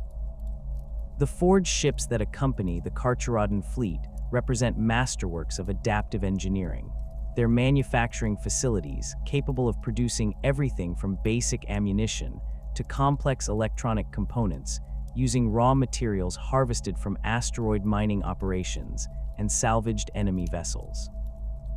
These ships incorporate manufacturing systems that can be rapidly reconfigured to produce different types of equipment depending on current operational requirements, allowing the chapter to maintain their weapons and vehicles without relying on external supply chains. The forged ships also serve as research facilities where Techmarines and Magos biologists, Adepts collaborate on developing new techniques for gene seed stabilization and equipment modification. The most critical aspect of the Mechanicus partnership involves the maintenance of the chapter's gene seed repositories and the specialized equipment required for Astartes creation and enhancement procedures. The apothecary's equipment requires constant calibration and ritual maintenance to function properly in the harsh environment of void warfare, while the gene seed itself must be stored under precisely controlled conditions that prevent further degradation. The Mechanicus adepts assigned to these duties possess knowledge of biological preservation techniques that extends beyond standard Imperial protocols, incorporating methods developed specifically for the unique challenges posed by the Carcharodons' genetic instability. The challenges of maintaining equipment in the void extend beyond simple mechanical maintenance to encompass the complex interactions between different technological systems operating in the electromagnetic-rich environment of space warfare. The sensor arrays required for void navigation and target acquisition suffer constant degradation from cosmic radiation and electromagnetic interference, requiring specialized shielding and frequent recalibration to maintain accuracy. The life support systems that enable extended void operations must function flawlessly for months or years without maintenance opportunities, demanding redundant backup systems and sophisticated monitoring equipment that can detect potential failures before they become critical. The weapon systems employed by the Carcharodons face particular challenges related to the temperature extremes and vacuum conditions encountered during void warfare operations. Conventional Imperial weapons require modification to function reliably in these environments, with enhanced sealing systems, specialized lubricants, and improved thermal management systems that prevent mechanical failures during extended combat operations. The chapter's artificers have developed unique ammunition types optimized for void warfare, including specialized bolt rounds designed to function effectively in vacuum conditions and boarding charges that can breach ship hulls without causing catastrophic decompression. The power armor worn by Carcharodon Battle Brothers incorporates numerous modifications that reflect both their void warfare specialization and the limitations imposed by their deteriorating gene seed. Enhanced life support systems provide extended operational capability in hostile environments, while improved sensor arrays compensate for the reduced effectiveness of certain biological organs. The armor's power systems incorporate redundant backup generators and enhanced electromagnetic shielding that protects against the interference effects common in the galactic rim's dangerous frontier regions. The most significant modifications involve the integration of specialized medical systems designed to compensate for the chapter's genetic deficiencies. Automated injector systems can deliver stimulants, coagulants, and other medical compounds directly into the wearer's bloodstream, partially compensating for the reduced effectiveness of natural healing mechanisms. Enhanced monitoring systems track vital signs and biological functions with greater precision than standard patterns, allowing for early detection of medical problems that might prove fatal to warriors lacking certain genetic advantages. The chapter's vehicles and aircraft face similar challenges related to extended independent operations in hostile environments. Thunderhawk gunships require enhanced radiation shielding and improved life support systems to operate effectively in the deep void, while their weapon systems must function reliably across the extreme temperature ranges encountered during long-range patrol missions. The chapter's land raiders and other armored vehicles incorporate salvaged components and hybrid technologies that improve their effectiveness in boarding operations and ship-to-ship combat scenarios. The logistical challenges of maintaining a fleet-based chapter operating in the galactic rim require sophisticated resource management and strategic planning that extends far beyond the capabilities of conventional Astartes organizations. The Carcharodons must balance their immediate operational requirements against long-term sustainability concerns, carefully managing their consumption of irreplaceable resources while maintaining the capability to respond to emerging threats. This balancing act requires constant attention from both the chapter's leadership and their Mechanicus allies, who must work together to develop innovative solutions to problems that have no precedent in Imperial military doctrine. The recruitment challenges faced by the Carcharodons pale in comparison to the complex cultural transformation that occurs once aspirants successfully complete their gene seed implantation and begin their integration into the chapter's ancient traditions. The process of becoming a true Carcharodon extends far beyond the biological modifications that create Space Marines, encompassing a comprehensive indoctrination into practices and beliefs that have evolved over millennia of isolation in the void. These traditions serve multiple purposes within the chapter's structure, providing psychological anchors that maintain unit cohesion during extended independent operations, while reinforcing the predatory identity that defines their approach to warfare. The gray and white livery worn by Carcharodon battle brothers represents far more than simple chapter identification, embodying philosophical concepts that trace their origins to the earliest days of their exile from conventional imperial military structures. The primary gray coloration reflects their existence in the spaces between light and darkness, operating in regions where the clear moral distinctions that guide other imperial forces become blurred by necessity and pragmatism. This gray represents the twilight realm of the deep void, where starlight provides only minimal illumination and warriors must rely on their enhanced senses and technological augmentation to navigate environments that would blind and disorient baseline humans. The white elements incorporated into their heraldry serve as counterpoints to the dominant gray, representing the bone-pale coloration of deep-sea predators that hunt in the lightless depths of ancient Terran oceans. These markings typically appear on shoulder guards, helmet crests, and weapon housings, their stark contrast against the gray base creating visual patterns that echo the distinctive markings found on various aquatic predators. The application of these colors follows strict protocols that have been refined over centuries, with specific patterns and arrangements indicating rank, specialization, and combat achievements within the chapter's hierarchy.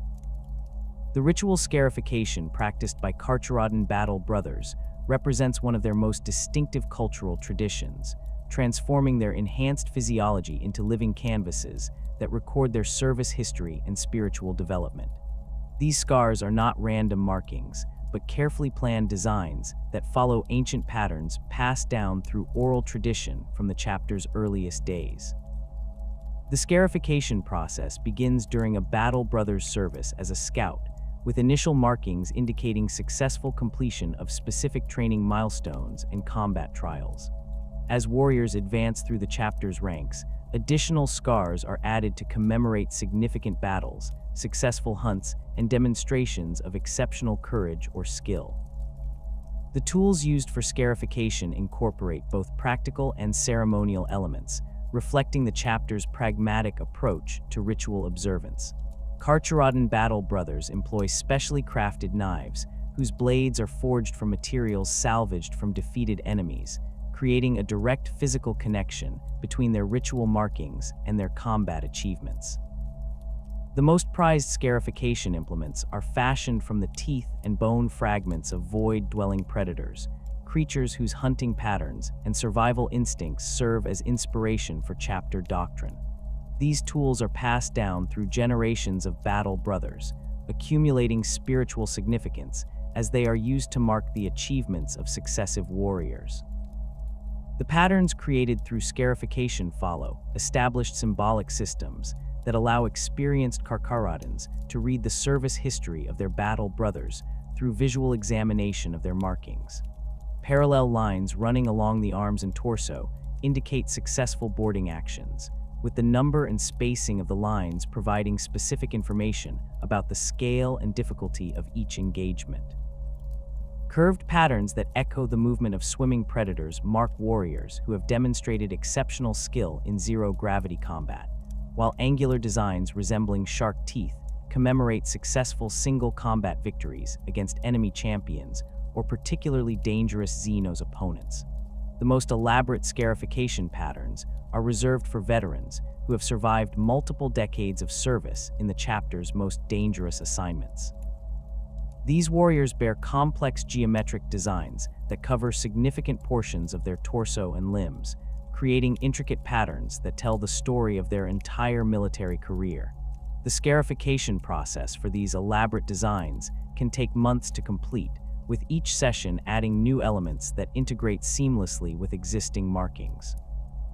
The pain endured during these extended scarification rituals serves as both a test of endurance and a form of meditation that reinforces the warrior's connection to the chapter's predatory philosophy. The death cult practices maintained by the Carcharodons reflect their understanding of mortality as both an inevitable reality and a source of spiritual power that can be harnessed through proper ritual observance. Unlike many Space Marine chapters that view death primarily as a failure to be avoided or a sacrifice to be honored, the Carcharodons have developed a complex relationship with mortality that acknowledges its role as a fundamental aspect of the predator-prey dynamic that governs all existence. Their death cult traditions serve to channel the psychological impact of constant exposure to violence and loss into constructive spiritual practices that strengthen rather than weaken the chapter's combat effectiveness.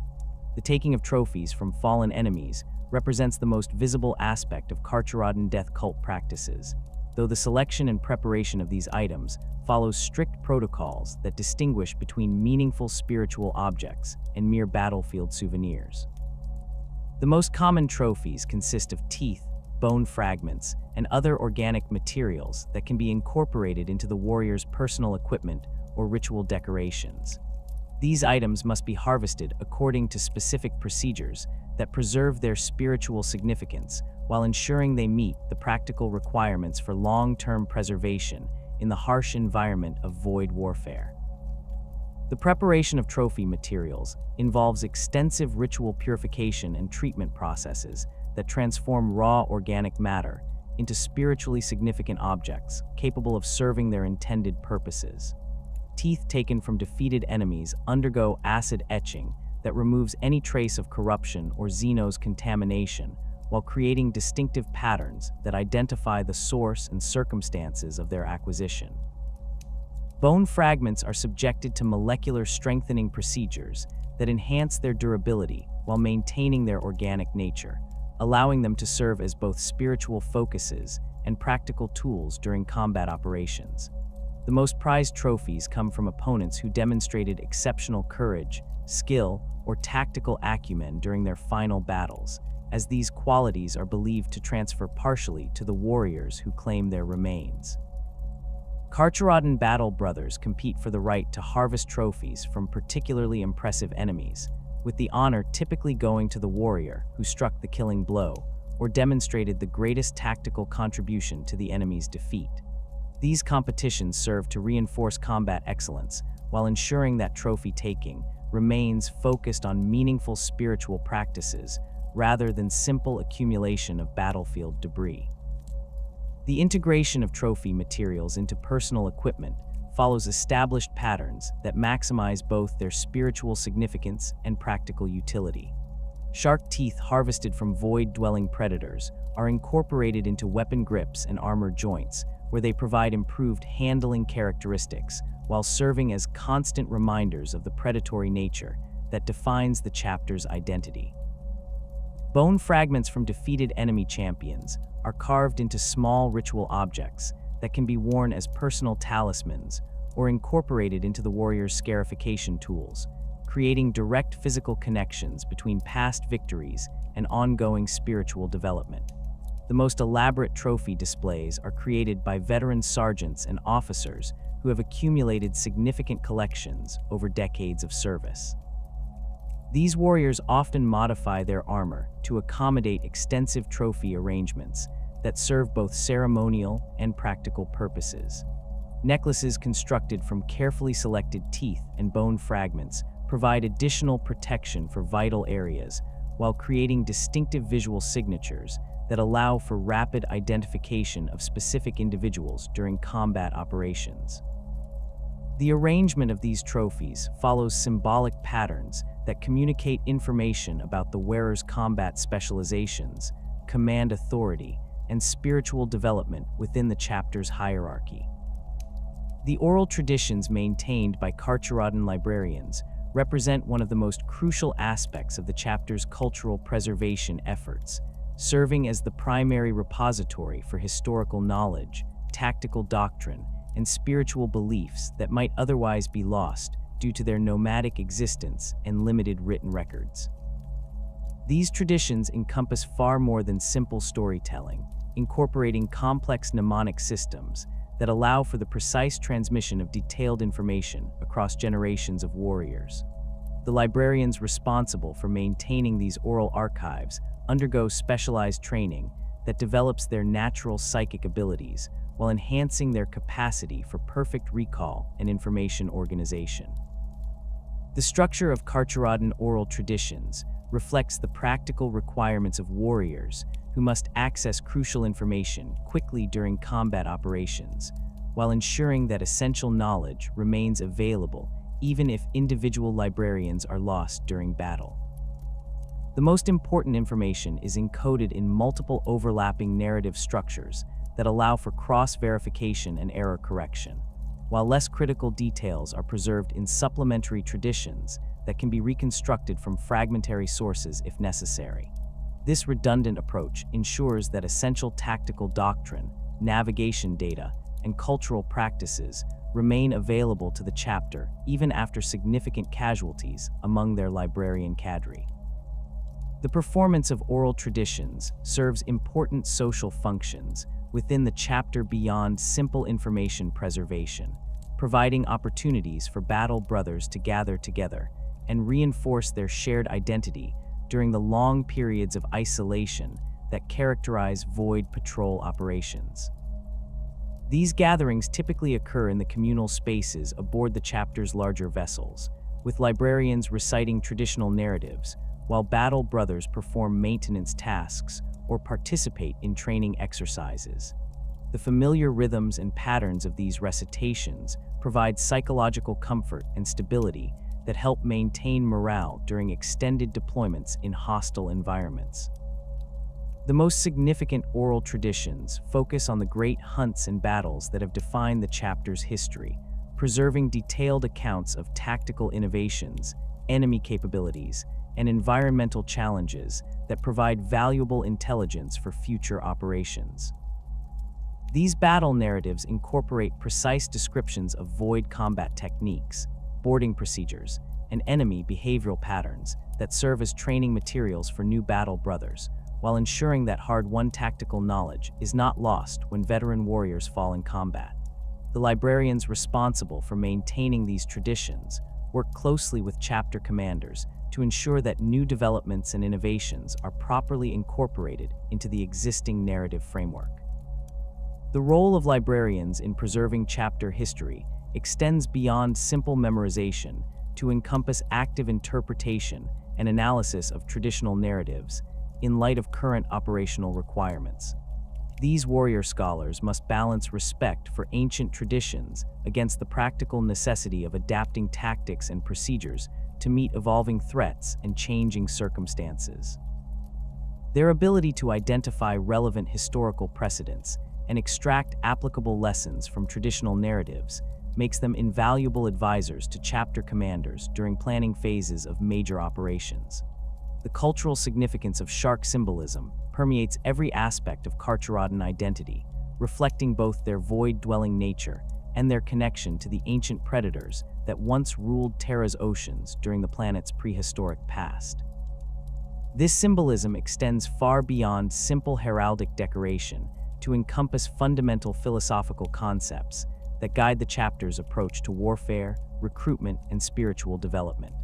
The shark represents the perfect predator, a creature whose evolutionary development has remained essentially unchanged for millions of years, because it achieved optimal adaptation to its environment through relentless efficiency and unwavering focus on survival.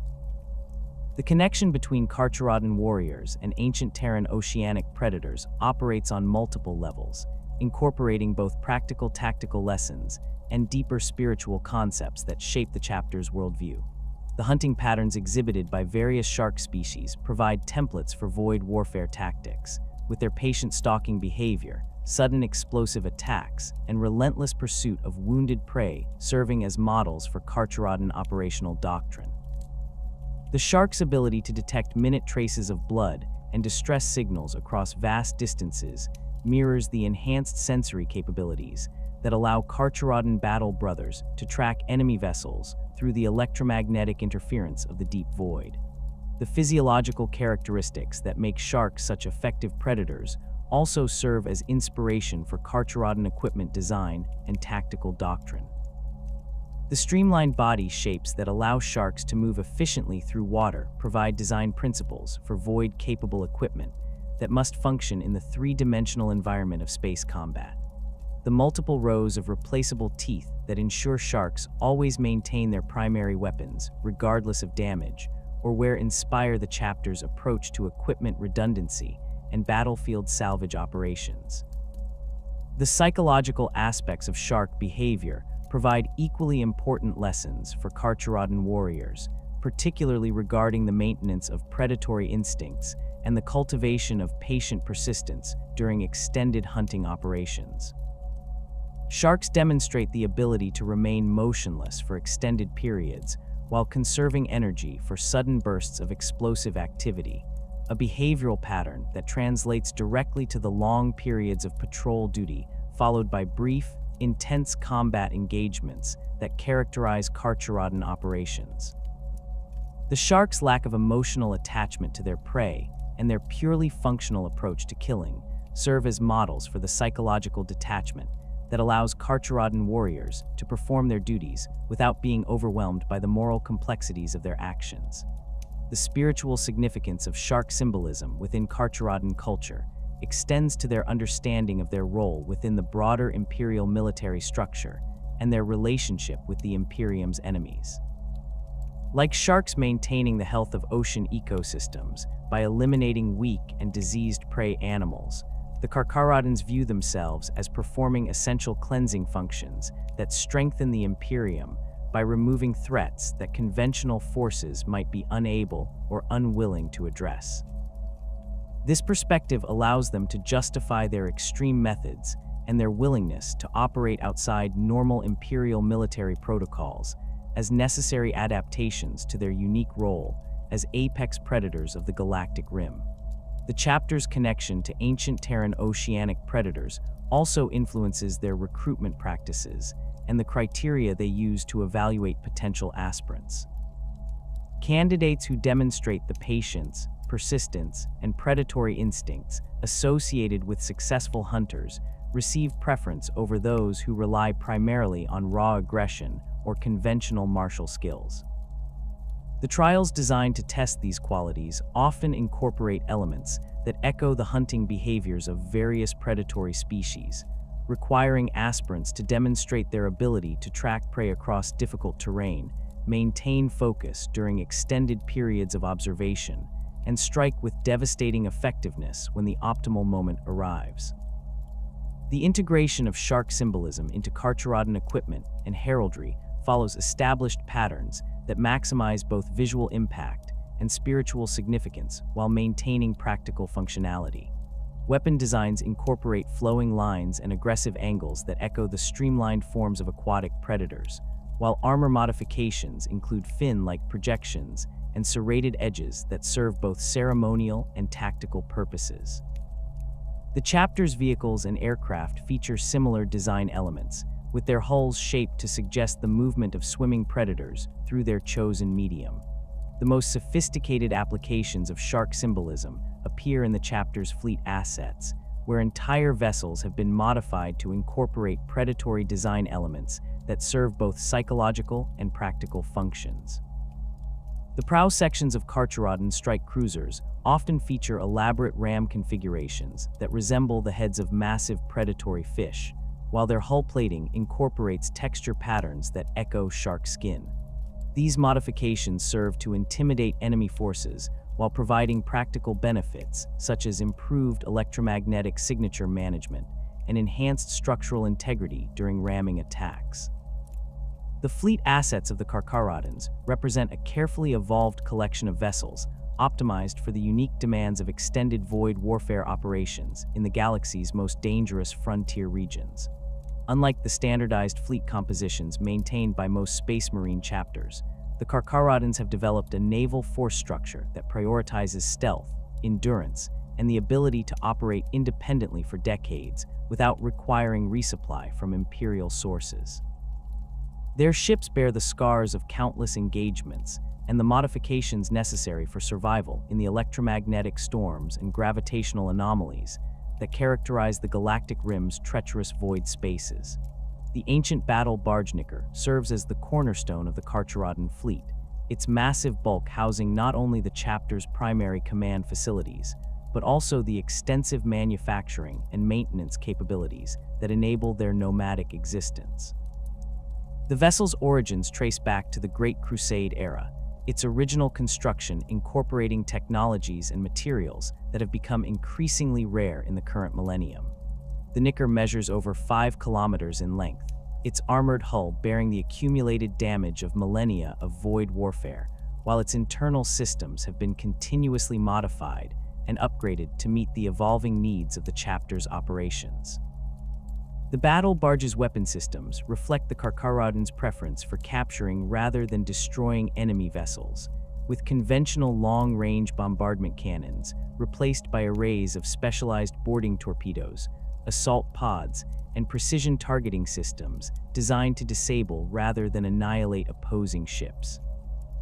The Nicker mounts 12 torpedo tubes capable of launching boarding torpedoes, equipped with enhanced armor plating and improved guidance systems that allow them to penetrate enemy point defense networks. These torpedoes incorporate shaped charges and molecular disruptors that can breach even heavily armored hull sections, while creating entry points large enough for fully equipped battle brothers to establish immediate fire superiority upon insertion. The vessel's dorsal weapon arrays feature an unusual concentration of electromagnetic pulse generators and ion cannon batteries that can disable enemy ship systems without causing catastrophic structural damage. These weapons prove particularly effective against smaller vessels whose crews might surrender rather than face the prospect of boarding by Carcharodon assault teams. The Nicker's ventral weapon mounts include specialized tractor beam projectors and magnetic grappling systems that allow the battle barge to capture and secure disabled vessels for salvage operations or intelligence gathering. The internal configuration of the Nicker reflects the practical requirements of a chapter that must maintain complete self-sufficiency during extended patrol operations. The lower decks house vast hydroponics bays that provide fresh food for the ship's crew and battle brothers, while atmospheric processing facilities ensure breathable air quality during months-long void transits. The manufacturing sections include forge facilities capable of producing everything from basic ammunition to complex electronic components using raw materials harvested from asteroid mining operations and salvaged enemy equipment. The battle barge's armory sections have been extensively modified to accommodate the specialized equipment required for void warfare operations. Weapon storage areas include climate-controlled chambers for boarding shields and chainswords, while ammunition magazines feature enhanced shielding against electromagnetic interference that could destabilize explosive compounds during extended storage periods. The vehicle bays house the chapter's precious collection of land raiders and predator tanks, their hulls modified with additional armor plating and enhanced life support systems that allow them to function in the vacuum conditions encountered during boarding operations. The Knickers Command Citadel incorporates sophisticated sensor arrays and communication systems that allow the chapter's leadership to coordinate operations across multiple star systems while maintaining contact with dispersed company elements. The primary sensor dome features enhanced electromagnetic detection equipment capable of tracking ship movements across vast distances, while specialized gravitational sensors can detect the subtle disturbances caused by vessels moving through warp space. The communication arrays include both conventional Vox systems and specialized astropathic relay equipment that allows for psychic communication with other Imperial forces when tactical coordination becomes necessary. The strike cruisers that form the backbone of the Carcharodon fleet represent heavily modified versions of standard Imperial designs, their hulls bearing extensive alterations that optimize them for the specific requirements of void predation and extended independent operations.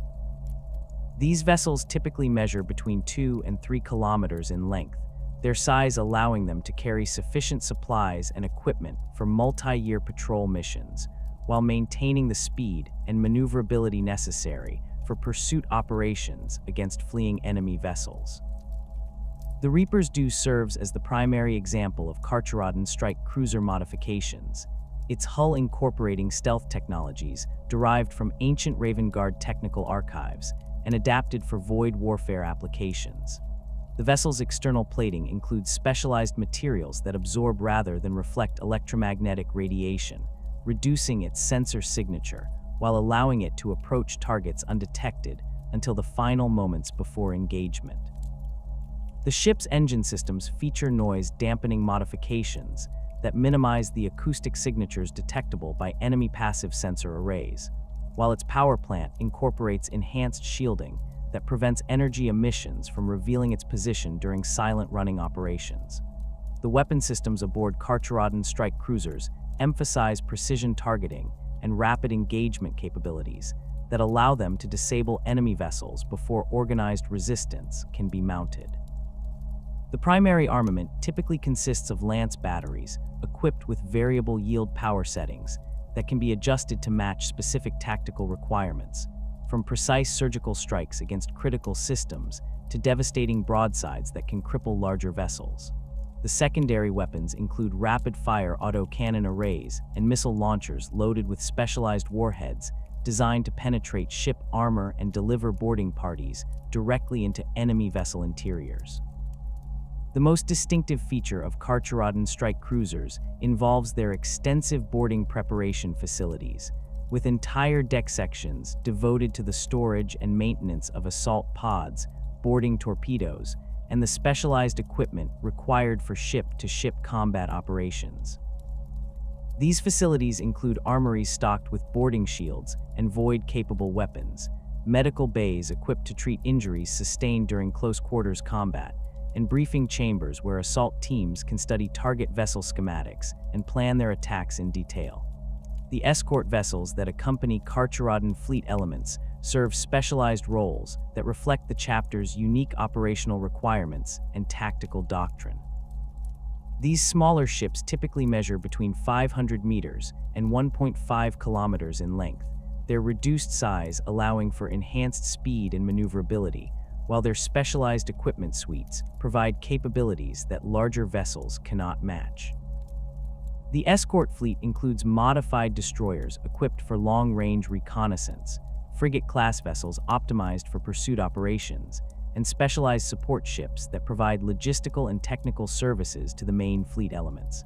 The destroyer Red Corsair exemplifies the modifications applied to Carcharodon escort vessels, its hull incorporating enhanced sensor arrays and stealth systems that allow it to conduct reconnaissance operations deep within enemy-controlled space. The vessel's primary mission involves tracking potential targets across multiple star systems, gathering intelligence about enemy capabilities and movement patterns while remaining undetected by hostile forces. The Red Corsair's weapon systems focus on long-range engagement capabilities, with lance batteries and torpedo tubes that can engage targets at maximum sensor range while maintaining sufficient firepower to escape from superior enemy forces. The frigate-class vessels within the Carcharodon fleet specialize in pursuit operations and the interception of fleeing enemy ships. Their enhanced engine systems and improved maneuverability allowing them to run down targets that might escape from larger, less agile vessels. These ships mount weapon systems optimized for disabling rather than destroying their targets, with ion cannons and electromagnetic pulse generators that can knock out enemy propulsion and communication systems without causing catastrophic damage. The boarding facilities aboard these frigates accommodate smaller assault teams capable of securing disabled vessels until larger forces can arrive to conduct thorough searches and salvage operations. The support vessels that accompany Carcharodon fleet operations provide essential services that enable the chapter to maintain operational effectiveness during extended independent deployments.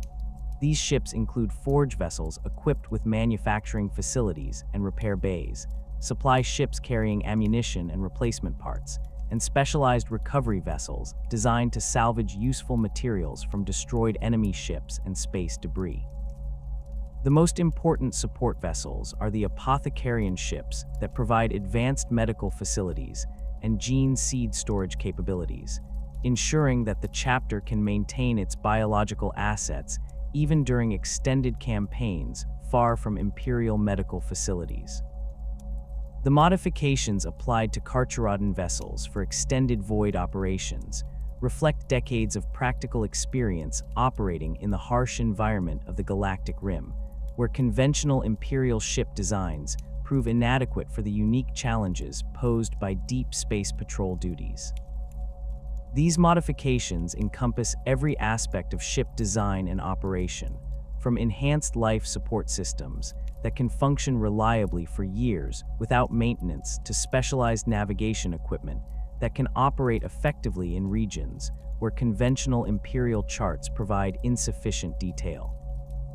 The life support systems aboard Carcharodon vessels incorporate redundant backup systems and enhanced filtration capabilities that ensure breathable atmosphere quality even during extended periods without resupply opportunities.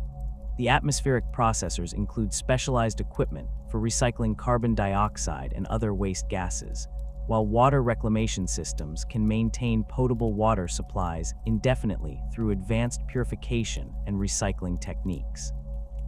The food production facilities feature hydroponic gardens and protein synthesis equipment that provide fresh nutrition for crew and battle brothers during multi-year patrol missions. The navigation systems employed by Carcharodon vessels require specialized equipment and techniques that allow them to operate effectively in the poorly charted regions of the galactic rim, where conventional imperial navigation data proves unreliable or completely absent. The ships mount enhanced sensor arrays capable of detecting and analyzing gravitational anomalies, electromagnetic disturbances, and other phenomena that can provide navigational reference points in the deep void. The navigation computers incorporate sophisticated modeling software that can predict safe warp routes based on limited sensor data and historical observations accumulated over centuries of patrol operations. The power generation systems aboard Carcharodon vessels feature enhanced reliability and efficiency characteristics that reflect the need for extended operation without maintenance opportunities. The primary reactor systems incorporate redundant safety systems and enhanced radiation shielding that protect crew and equipment from the harmful effects of long-term exposure to reactor emissions. The power distribution networks include multiple backup systems and rerouting capabilities that ensure critical systems remain operational even after significant battle damage or equipment failures. The void warfare tactics employed by the Carcharodons represent a sophisticated synthesis of traditional space marine assault doctrine and specialized techniques developed through centuries of ship-to-ship combat experience. Their approach to void warfare emphasizes the coordinated use of multiple vessel types to achieve tactical superiority through positioning and timing rather than raw firepower, reflecting their understanding that successful void predation requires patience, precision, and the ability to strike at the moment of maximum enemy vulnerability. The typical Carcharodon void engagement begins with an extended reconnaissance phase during which specialized scout vessels gather detailed intelligence about target capabilities, movement patterns, and defensive preparations. This intelligence gathering process can span multiple star systems and extend over several months as Carcharodon forces track their prey while remaining undetected by enemy sensors. The reconnaissance teams employ sophisticated stealth techniques and advanced sensor equipment to build comprehensive tactical profiles that identify optimal engagement opportunities and potential escape routes. The approach phase of Carcharodon void tactics involves the coordinated movement of multiple fleet elements to establish tactical superiority before initiating direct engagement. Strike cruisers and escort vessels position themselves to cut off enemy escape routes while maintaining sufficient distance to avoid detection by hostile sensor arrays. The positioning phase requires precise timing and coordination to ensure that all fleet elements reach their assigned positions simultaneously, preventing enemy forces from detecting the trap until it becomes too late to escape. The engagement phase typically begins with precision strikes against enemy propulsion and communication systems, delivered by long-range lance batteries and torpedo salvos that disable rather than destroy target vessels. These initial attacks focus on creating tactical opportunities for boarding operations while minimizing the risk of accidentally destroying valuable intelligence or salvage materials. The Carcharodons employ sophisticated targeting algorithms that identify critical systems and structural weak points, allowing them to achieve maximum tactical effect with minimal expenditure of ammunition and energy. The boarding phase represents the culmination of Carcharodon void tactics, involving the rapid deployment of assault teams through multiple attack vectors that overwhelm enemy defensive responses. Boarding torpedoes and assault pods deliver battle brothers directly into enemy vessel interiors, while Thunderhawk gunships establish fire superiority around critical entry points. The boarding teams employ specialized equipment and tactics designed for close-quarters combat in the confined spaces of ship corridors and compartments, with boarding shields and chainswords providing optimal effectiveness in these environments. The relationship between the Carcharodons and the Imperial Navy reflects the complex political and operational realities that govern void warfare in the Galactic Rim, where conventional command structures and supply chains prove inadequate for the unique challenges posed by frontier patrol duties. The chapter has developed informal partnerships with specific Imperial Navy commanders who value their specialized capabilities and are willing to overlook their unconventional methods in exchange for reliable support against threats that conventional forces cannot effectively address. These partnerships typically involve intelligence sharing arrangements that benefit both parties, with Carcharodon reconnaissance operations providing early warning of enemy movements, while Imperial Navy forces supply navigational data and logistical support that enhances the chapter's operational effectiveness. The cooperation agreements remain deliberately informal to avoid attracting unwanted attention from Imperial authorities who might question the chapter's methods or demand greater oversight of their operations. The joint operations conducted between Carcharodon and Imperial Navy forces demonstrate the tactical advantages that can be achieved through effective coordination between specialized void warfare units and conventional fleet elements.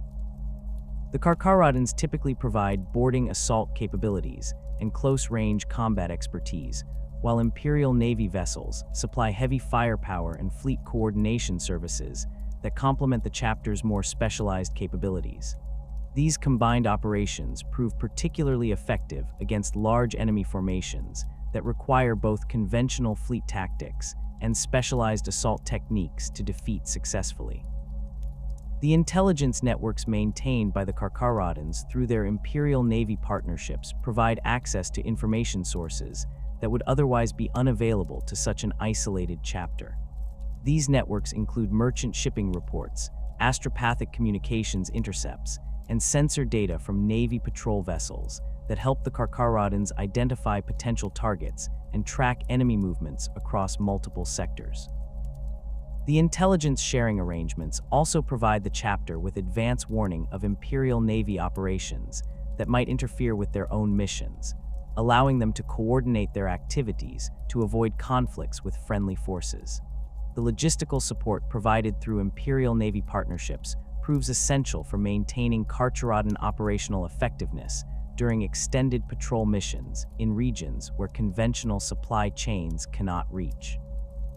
Navy supply vessels occasionally rendezvous with Carcharodon fleet elements to transfer ammunition, replacement parts, and other critical supplies that cannot be manufactured aboard the chapter's own vessels. These resupply operations require careful coordination to maintain operational security while ensuring that the chapter's unique equipment requirements are met through specialized procurement channels. The reputation of the Carcharodons within Imperial Navy circles would face its ultimate test during the catastrophic civil war that erupted in the Badab sector during the closing years of the 41st millennium. The Badab War represented more than a simple rebellion against imperial authority, evolving into a complex conflict that would reshape the political landscape of an entire sector, while providing the Carcharodons with their first opportunity to demonstrate their loyalty and capabilities on a galactic stage. When the call for aid reached the fleet elements of Tyberos, the Red Wake, the chapter master recognized that their response would determine not only the outcome of a regional conflict, but also their own standing within the broader imperial military structure.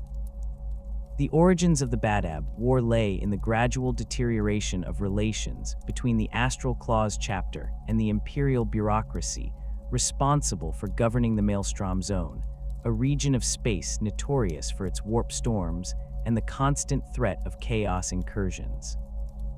Luft Huron, the chapter master of the Astral Clause, had grown increasingly frustrated with what he perceived as imperial indifference to the sacrifices made by his warriors in defending one of the galaxy's most dangerous frontiers.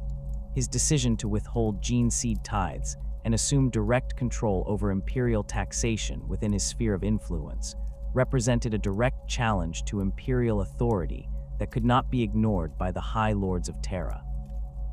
The escalation of tensions into open warfare created a complex web of alliances and rivalries that drew multiple Space Marine chapters into a conflict that would test their loyalty to the Imperium against their bonds of brotherhood with fellow Astartes. The Mantis warriors and Lamenters found themselves aligned with Huron's secessionists, their own grievances against imperial bureaucracy, and their respect for the Astral Clause combat record overriding their traditional obedience to Terra's authority. The Executioners maintained an ambiguous position that reflected their own complicated relationship with imperial command structures, while loyalist chapters including the Red Scorpions, Minotaurs, and Firehawks prepared to enforce imperial will through military action.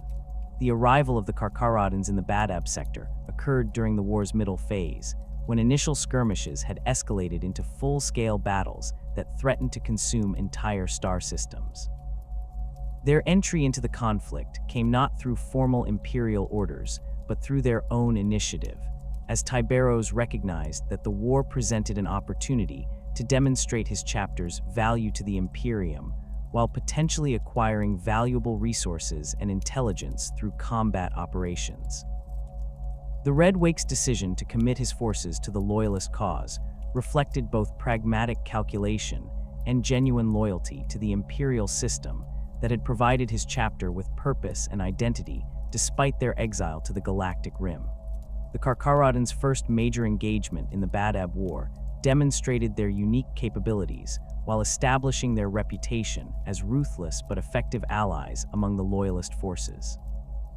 Their assault on the secessionist-held world of Grief revealed tactical doctrines that differed significantly from the conventional approaches employed by other Loyalist chapters, emphasizing speed, terror, and the complete elimination of enemy resistance rather than the capture of strategic objectives or the preservation of civilian populations.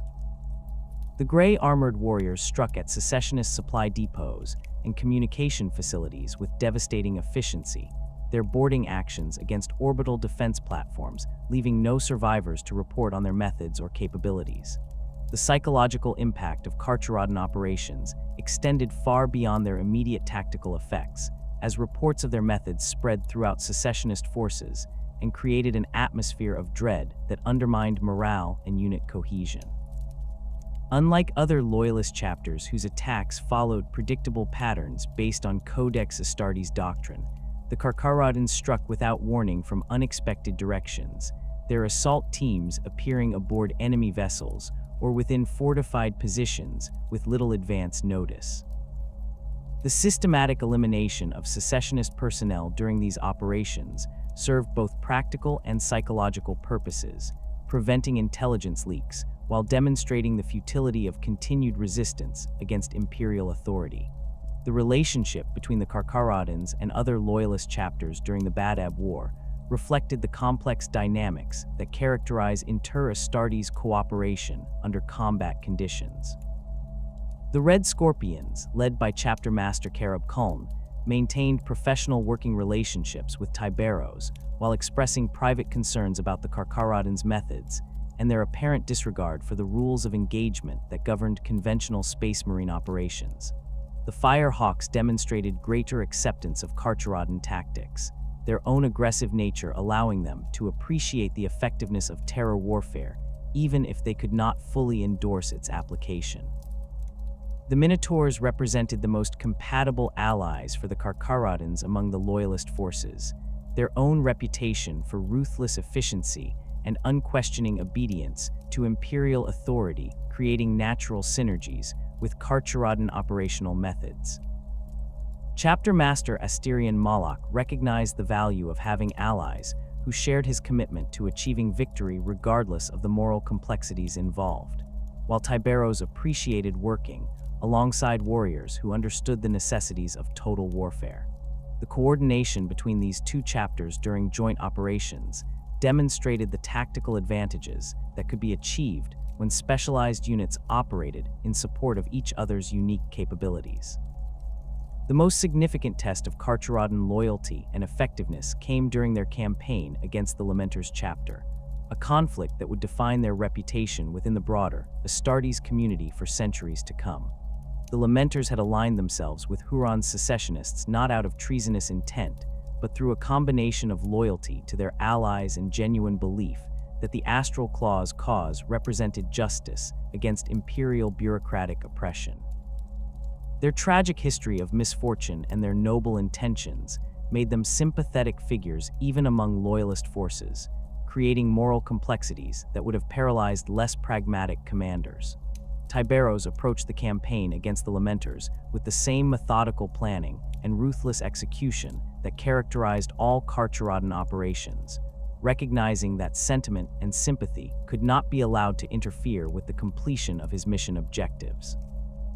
The Red Wake understood that the Lamenters' reputation for heroism and self-sacrifice made them dangerous opponents whose elimination would require tactics specifically designed to exploit their psychological weaknesses and tactical preferences. The Carcharodons' analysis of Lamenters' combat doctrine revealed a chapter that prioritized the protection of civilian populations and the minimization of collateral damage, characteristics that could be turned against them through appropriate tactical applications. The void warfare phase of the campaign against the Lamenters demonstrated Carcharodon superiority in ship-to-ship combat, their specialized vessels and tactics proving devastatingly effective against opponents trained primarily for planetary assault operations. The Lamenters' fleet elements, designed for conventional space marine operations involving orbital bombardment and ground support missions, proved inadequately equipped for the three-dimensional chess game of deep void combat that the Carcharodons had perfected through centuries of independent operations. The systematic destruction of Lamenters' escort vessels and the capture of their supply ships created logistical crises that undermined the enemy chapter's ability to maintain effective resistance. The boarding actions that characterized the void warfare phase revealed the tactical advantages provided by Carcharodon specialization in ship-to-ship combat. Their assault teams moved through enemy vessel corridors with predatory efficiency, their boarding shields and chainswords proving devastatingly effective in the confined spaces where conventional space marine tactics became less applicable. The Lamenters' attempts to counter these boarding actions through defensive measures and counterattacks met with limited success, as their warriors lacked the specialized training and equipment necessary for effective void combat operations. The psychological warfare aspects of the Carcharodon campaign proved equally devastating, as their reputation for leaving no survivors created panic among Lamenters' personnel who found themselves facing an enemy that offered no quarter and accepted no surrender. The traditional space marine concepts of honor in battle and respect for fallen enemies held no meaning for opponents who viewed warfare as predation rather than martial contest. This fundamental difference in military philosophy created tactical advantages that the Carcharodons exploited ruthlessly, using the Lamenters' own nobility and adherence to conventional warfare ethics against them. The Siege of Badab Primaris represented the culmination of the Carcharodons' involvement in the war, their participation in the final assault on Huron's stronghold, demonstrating their capabilities in large-scale siege warfare, while revealing the limitations imposed by their specialization in void combat operations. The fortress monastery of the Astral Claws presented challenges that differed significantly from the ship-to-ship combat scenarios where the Carcharodons excelled, requiring adaptation of their tactics to meet the demands of conventional ground warfare against heavily fortified positions. The Carcharodons' approach to the siege emphasized their traditional strengths while acknowledging the need for cooperation with other loyalist forces whose capabilities complemented their own. Their assault teams focused on infiltration and sabotage operations that disrupted enemy communications and supply lines, while their void warfare expertise proved valuable in preventing secessionist forces from escaping through orbital evacuation. The systematic elimination of Astral Claws personnel during the siege followed established Carcharodon doctrine, ensuring that valuable intelligence could not be compromised through prisoner interrogation, while denying the enemy any hope of negotiated surrender. The final phases of the siege revealed both the strengths and limitations of Carcharodon tactical doctrine when applied to conventional ground warfare scenarios.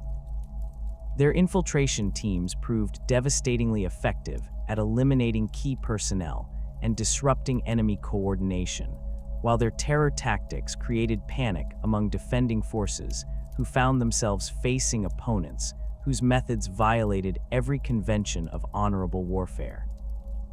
However, the systematic reduction of fortified positions required heavy weapons and siege equipment that the Carcharodons possessed in limited quantities, forcing them to rely on cooperation with other loyalist chapters, whose capabilities complemented their own specialized skills. The transformation of Luft Huron into the Chaos Lord, known as Huron Blackheart during the siege's final stages, presented the Carcharodons with their first direct exposure to chaos corruption among space marine opponents. The revelation that the Astral Claws rebellion had been influenced by chaos taint validated the Carcharodons' ruthless approach to the conflict, while demonstrating the prescience of imperial authorities who had recognized the true nature of the threat. The Red Wake's response to this development reflected his chapter's pragmatic approach to warfare. as he immediately adapted his tactics to account for the enhanced capabilities and unpredictable behavior patterns exhibited by chaos-corrupted opponents. The political implications of Carcharodon participation in the Badab War extended far beyond the immediate tactical outcomes of their combat operations, establishing their reputation within imperial military circles while raising questions about their methods and their potential for future employment in similar conflicts. The complete elimination of secessionist forces during Carcharodon operations prevented the capture of prisoners who might have provided valuable intelligence about the rebellion's origins and external support, while their terror tactics created diplomatic complications with civilian populations who had witnessed their methods firsthand. The relationship between the Carcharodons and the Inquisition developed significantly during the Badab War, as representatives of the Ordo Hereticus observed their operations and evaluated their loyalty and effectiveness for potential future cooperation. The systematic nature of Carcharodon elimination protocols impressed inquisitorial observers who recognized the value of having allies capable of ensuring complete operational security through the physical elimination of all witnesses and potential intelligence sources. The chapters demonstrated immunity to chaos corruption and their unwavering loyalty to imperial authority, despite their isolation from conventional command structures, made them attractive partners for operations requiring absolute discretion and ruthless efficiency. The aftermath of the Badab War saw the Carcharodons withdraw to their traditional patrol routes along the galactic rim, their participation in the conflict having achieved its intended objectives of demonstrating loyalty while acquiring valuable resources and intelligence. The gene seed and equipment salvaged from defeated secessionist forces provided crucial reinforcement for the chapter's depleted stocks, while the combat experience gained against fellow Space Marines enhanced their tactical capabilities and confirmed the effectiveness of their specialized doctrine. The reputation established during the war would influence their relationships with other Imperial forces for centuries to come, marking them as reliable but unsettling allies whose methods achieved results regardless of moral complications. The strategic lessons learned during the Badab War influenced subsequent Carcharodon tactical development, particularly regarding the adaptation of their void warfare specialization to conventional ground combat scenarios. The siege operations at Badab Primaris revealed the need for enhanced heavy weapons capabilities and improved coordination with allied forces, leading to modifications in chapter organization and equipment procurement that would serve them well in future conflicts. The experience of fighting against chaos-corrupted Space Marines provided valuable intelligence about enemy capabilities and tactical adaptations that would prove crucial during subsequent encounters with traitor forces. The psychological impact of the Badab War on individual Carcharodon battle brothers reflected their chapter's unique culture and its emphasis on predatory efficiency over conventional concepts of honor and brotherhood. The systematic elimination of fellow Space Marines created few moral conflicts among warriors who viewed warfare as predation rather than martial contest, while the effectiveness of their terror tactics reinforced their confidence in their chosen methods. The campaign against the Lamenters in particular demonstrated that sympathy and sentiment represented tactical weaknesses that could be exploited by sufficiently ruthless opponents, lessons that would influence Carcharodon doctrine for generations to come. The strategic lessons learned during the Badab War would prove invaluable as the Carcharodons returned to their traditional hunting grounds along the galactic rim, their reputation now established among Imperial forces as executioners capable of achieving victory through methods that other chapters might find distasteful. The Red Wake understood that their demonstrated loyalty during the Civil War had earned them a measure of trust from Imperial authorities, but he also recognized that this trust came with expectations for future service in conflicts where conventional approaches might prove inadequate. The chapter's transition from regional enforcers to Imperial executioners would manifest through a series of campaigns that showcased their unique capabilities while reinforcing their reputation as the Imperium's most ruthless problem solvers.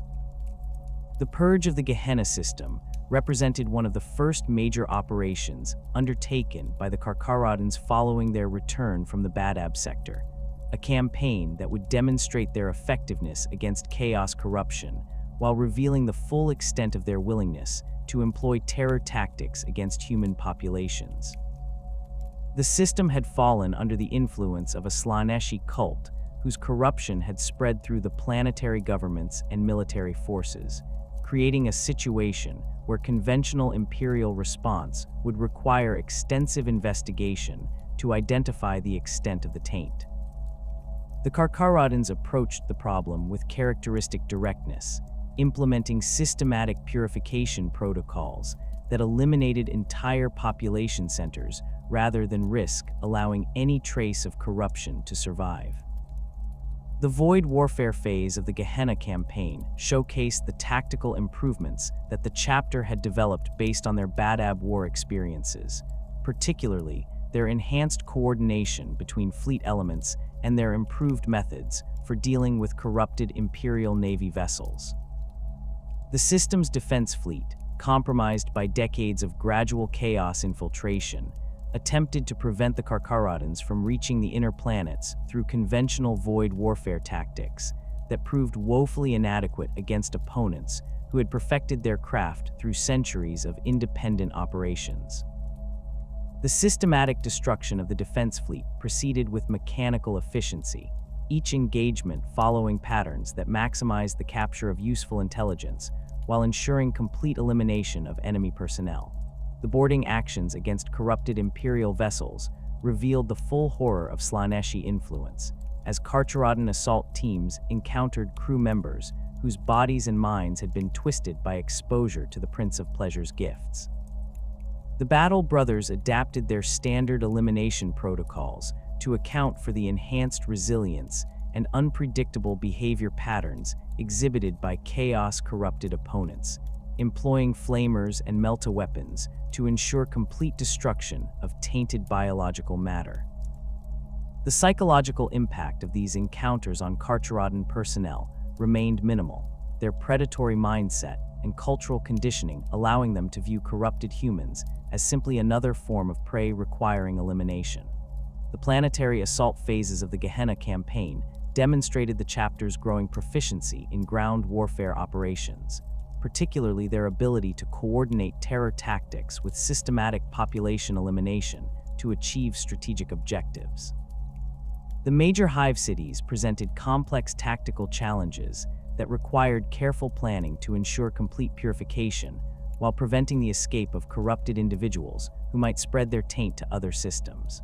The Carcharodons employed modified drop pod assaults to establish immediate control over critical infrastructure, while their assault teams moved through urban environments with predatory efficiency that left no opportunity for organized resistance. The elimination of civilian populations during the Gehenna campaign followed protocols that balanced tactical efficiency against the practical requirements of complete purification.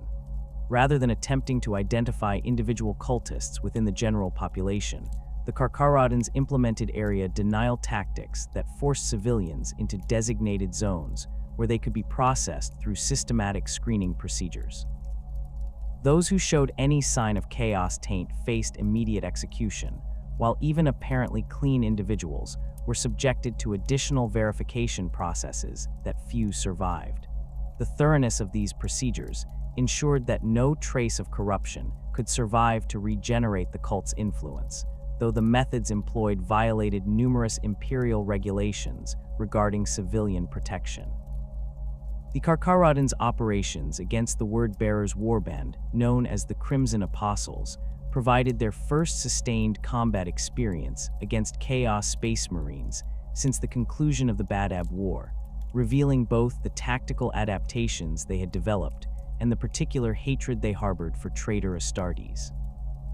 The Word-Bearers had established a series of hidden bases throughout the Ghoul Stars region, using these facilities to coordinate raids against Imperial shipping while conducting dark rituals designed to weaken the barriers between real space and the warp.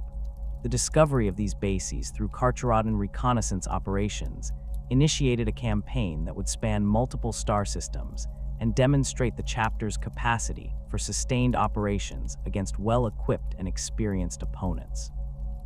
The initial engagements against the Word-Bearers revealed significant differences between fighting corrupted Imperial forces and facing opponents who possessed equivalent training and equipment to Loyalist Space Marines.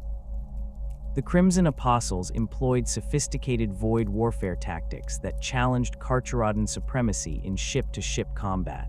Their vessels equipped with demon, possessed machine spirits, and chaos enhanced weapon systems that provided capabilities beyond those of conventional Imperial designs. The Red Wake adapted his fleet tactics to account for these enhanced enemy capabilities, employing multiple attack vectors and coordinated strikes that prevented the Word-Bearers from bringing their full firepower to bear against individual Carcharodon vessels. The boarding actions against Word-Bearer vessels presented unique challenges related to the corrupted nature of their ships' internal environments, where demonic influences and chaos mutations created hazards that extended beyond conventional combat threats. Carcharodon assault teams encountered corridors that shifted and changed according to malevolent intelligence, weapon systems that fired of their own accord, and atmospheric conditions that could induce madness or physical transformation in unprotected personnel. The chapter's response involved the development of specialized boarding procedures that emphasized rapid movement and overwhelming firepower, preventing enemy forces from utilizing their environmental advantages while minimizing exposure to corrupting influences.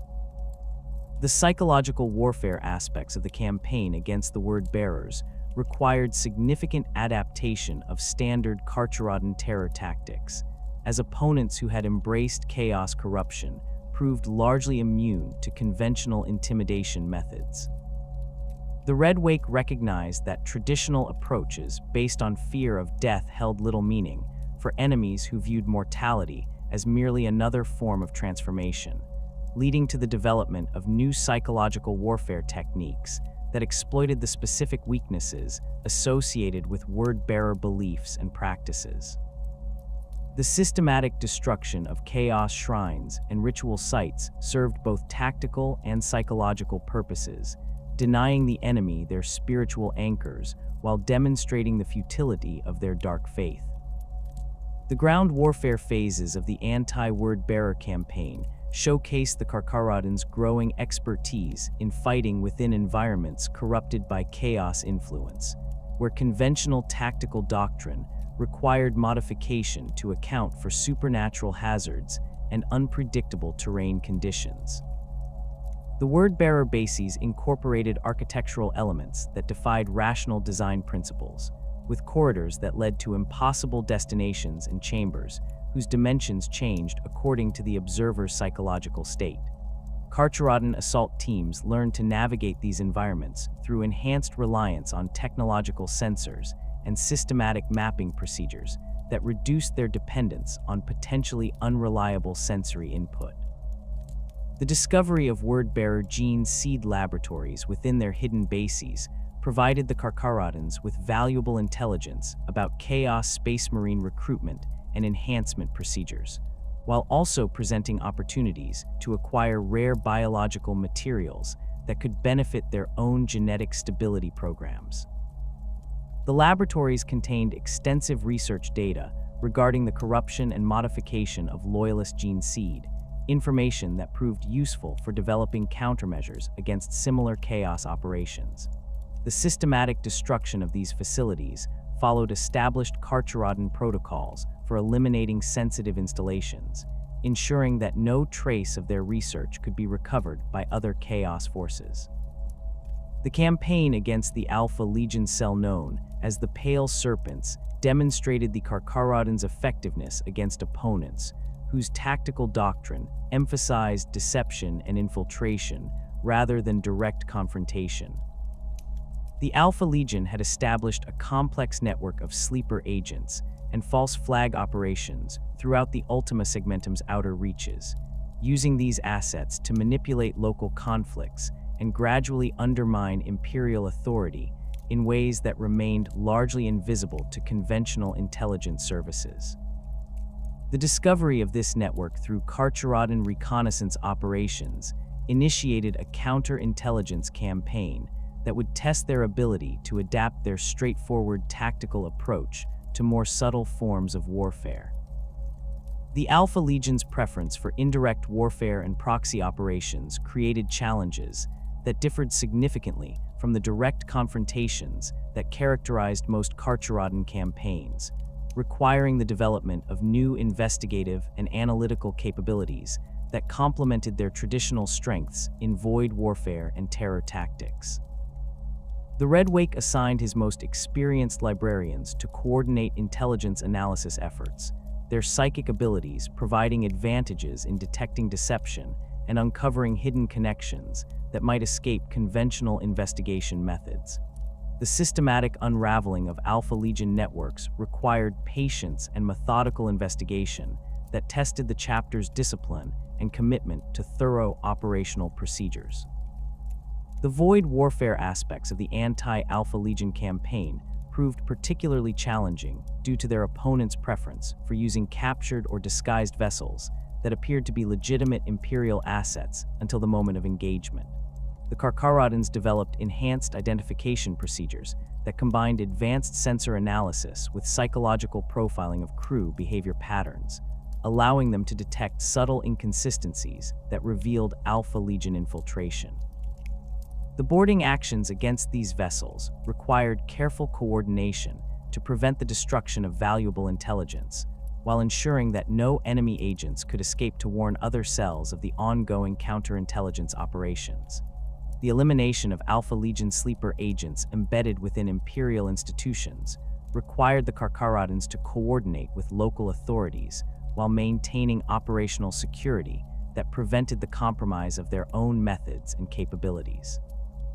The chapter's approach emphasized rapid identification and elimination of suspected infiltrators, accepting the risk of occasional false positives in exchange for ensuring complete removal of enemy influence.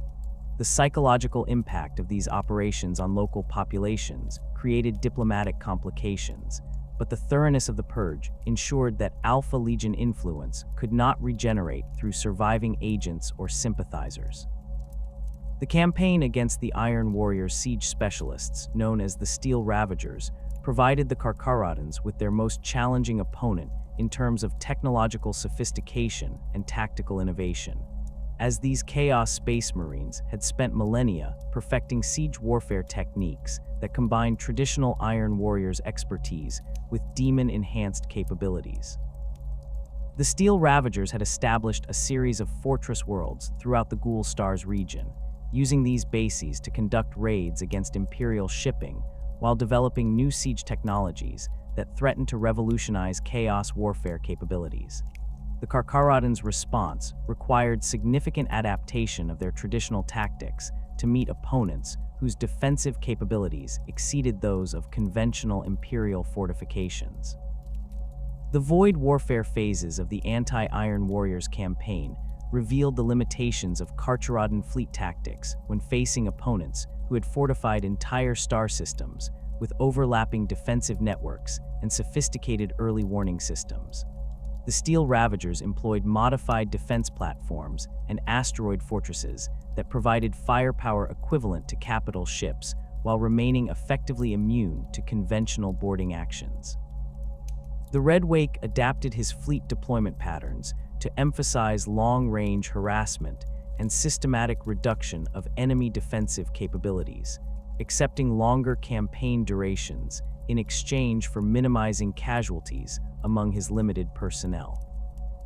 The siege warfare aspects of the campaign against the Iron Warriors represented the most significant departure from traditional Carcharodon tactical doctrine, requiring the development of heavy weapons capabilities and siege equipment that the chapter had previously relied on allied forces to provide. The Steel Ravager fortifications incorporated demon-possessed defensive systems and self-repairing mechanisms that required specialized countermeasures beyond the scope of conventional imperial siege warfare. The Carcharodons coordinated with Adeptus Mechanicus siege specialists to develop hybrid assault techniques that combine their terror tactics with technical expertise in fortress reduction. The underground warfare phases of the Anti-Iron Warriors campaign showcase the adaptability of Carcharodon battle brothers when operating in environments that differed significantly from their preferred void warfare scenarios.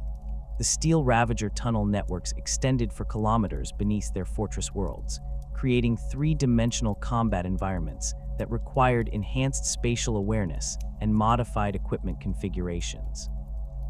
Carcharodon assault teams learned to fight effectively in confined underground spaces while maintaining their characteristic aggression and systematic elimination protocols, adapting their boarding shield techniques for tunnel warfare applications. The technological intelligence gathered during the Anti-Iron Warriors campaign provided valuable insights into chaos engineering capabilities and the potential threats posed by demon-enhanced military technology. The Steel Ravager's siege equipment incorporated design principles that violated fundamental imperial understanding of physics and engineering, requiring extensive analysis by tech marines and mechanicus specialists to develop appropriate countermeasures. The systematic destruction of captured technology followed established protocols for dealing with potentially corrupting influences, ensuring that dangerous innovations could not be reverse engineered by imperial forces lacking adequate protective measures. The long-term strategic impact of these campaigns against various chaos forces established the Carcharodons as the Imperium's premier anti-chaos specialists. Their demonstrated effectiveness against corrupted space marines and their immunity to psychological warfare, making them invaluable assets for operations requiring absolute reliability and ruthless efficiency. The intelligence networks developed during these campaigns provided ongoing benefits for Imperial security services, while the tactical innovations pioneered by the chapter influenced broader Imperial doctrine regarding counter-chaos operations. The reputation earned through these victories would influence their relationships with other Imperial forces for centuries to come, marking them as specialists whose unique capabilities justified their unconventional methods and independent operational status. The reputation earned through their campaigns against chaos forces would prove both blessing and burden for the Carcharodons as they navigated the complex web of relationships that defined their standing within the broader imperial military structure. Their demonstrated effectiveness against the Imperium's most dangerous enemies had earned them recognition from the highest levels of imperial authority, yet their methods and mysterious origins continued to generate suspicion and unease among those who valued conventional approaches to warfare and diplomacy. The chapter's position as both valued asset and potential liability created a delicate balance that Tyberos the Red Wake managed through careful cultivation of specific relationships, while maintaining the operational independence that defined his chapter's identity. The relationship between the Carcharodons and their suspected parent chapter, the Raven Guard, remained one of the most complex and carefully managed aspects of their political positioning within the Adeptus Astartes. Official records suggested a standard successor-chapter relationship, with the Carcharodons listed among the second founding chapters that emerged from the division of the original legions following the Horus Heresy. However, the reality of their connection to Corvus Corax's sons proved far more nuanced and problematic than these sanitized archives indicated. The genetic evidence linking them to the 19th Legion was undeniable, but the specific circumstances of their creation and the extent of their deviation from standard Raven Guard practices created tensions that both chapters preferred to handle through studied mutual avoidance rather than direct confrontation. The few documented interactions between Carcharodon and Raven Guard forces revealed the fundamental philosophical differences that separated the two chapters despite their shared genetic heritage. Where the Raven Guard emphasized stealth, precision, and the protection of innocent lives, the Carcharodons approached warfare through the lens of predation and total elimination of threats. These contrasting approaches created friction during joint operations, with Raven Guard commanders expressing concern about Carcharodon methods, while the gray armored warriors viewed their parent chapter's restraint as tactical weakness that prolonged conflicts unnecessarily.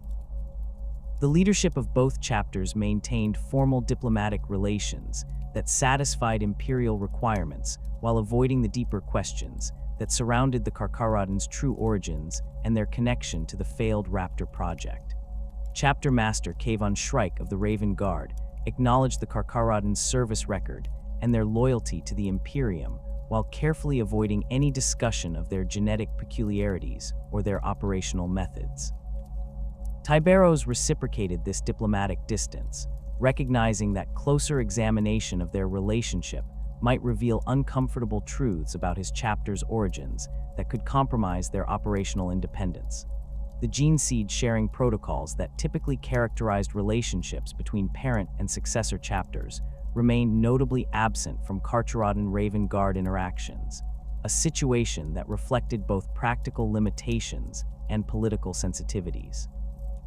The degraded nature of Carcharodon gene seed made it unsuitable for use by other chapters, while the Raven Guard's own genetic stability issues prevented them from providing replacement material that might address their successors' biological challenges. This mutual genetic isolation reinforced the practical separation between the chapters while providing convenient justification for their limited cooperation.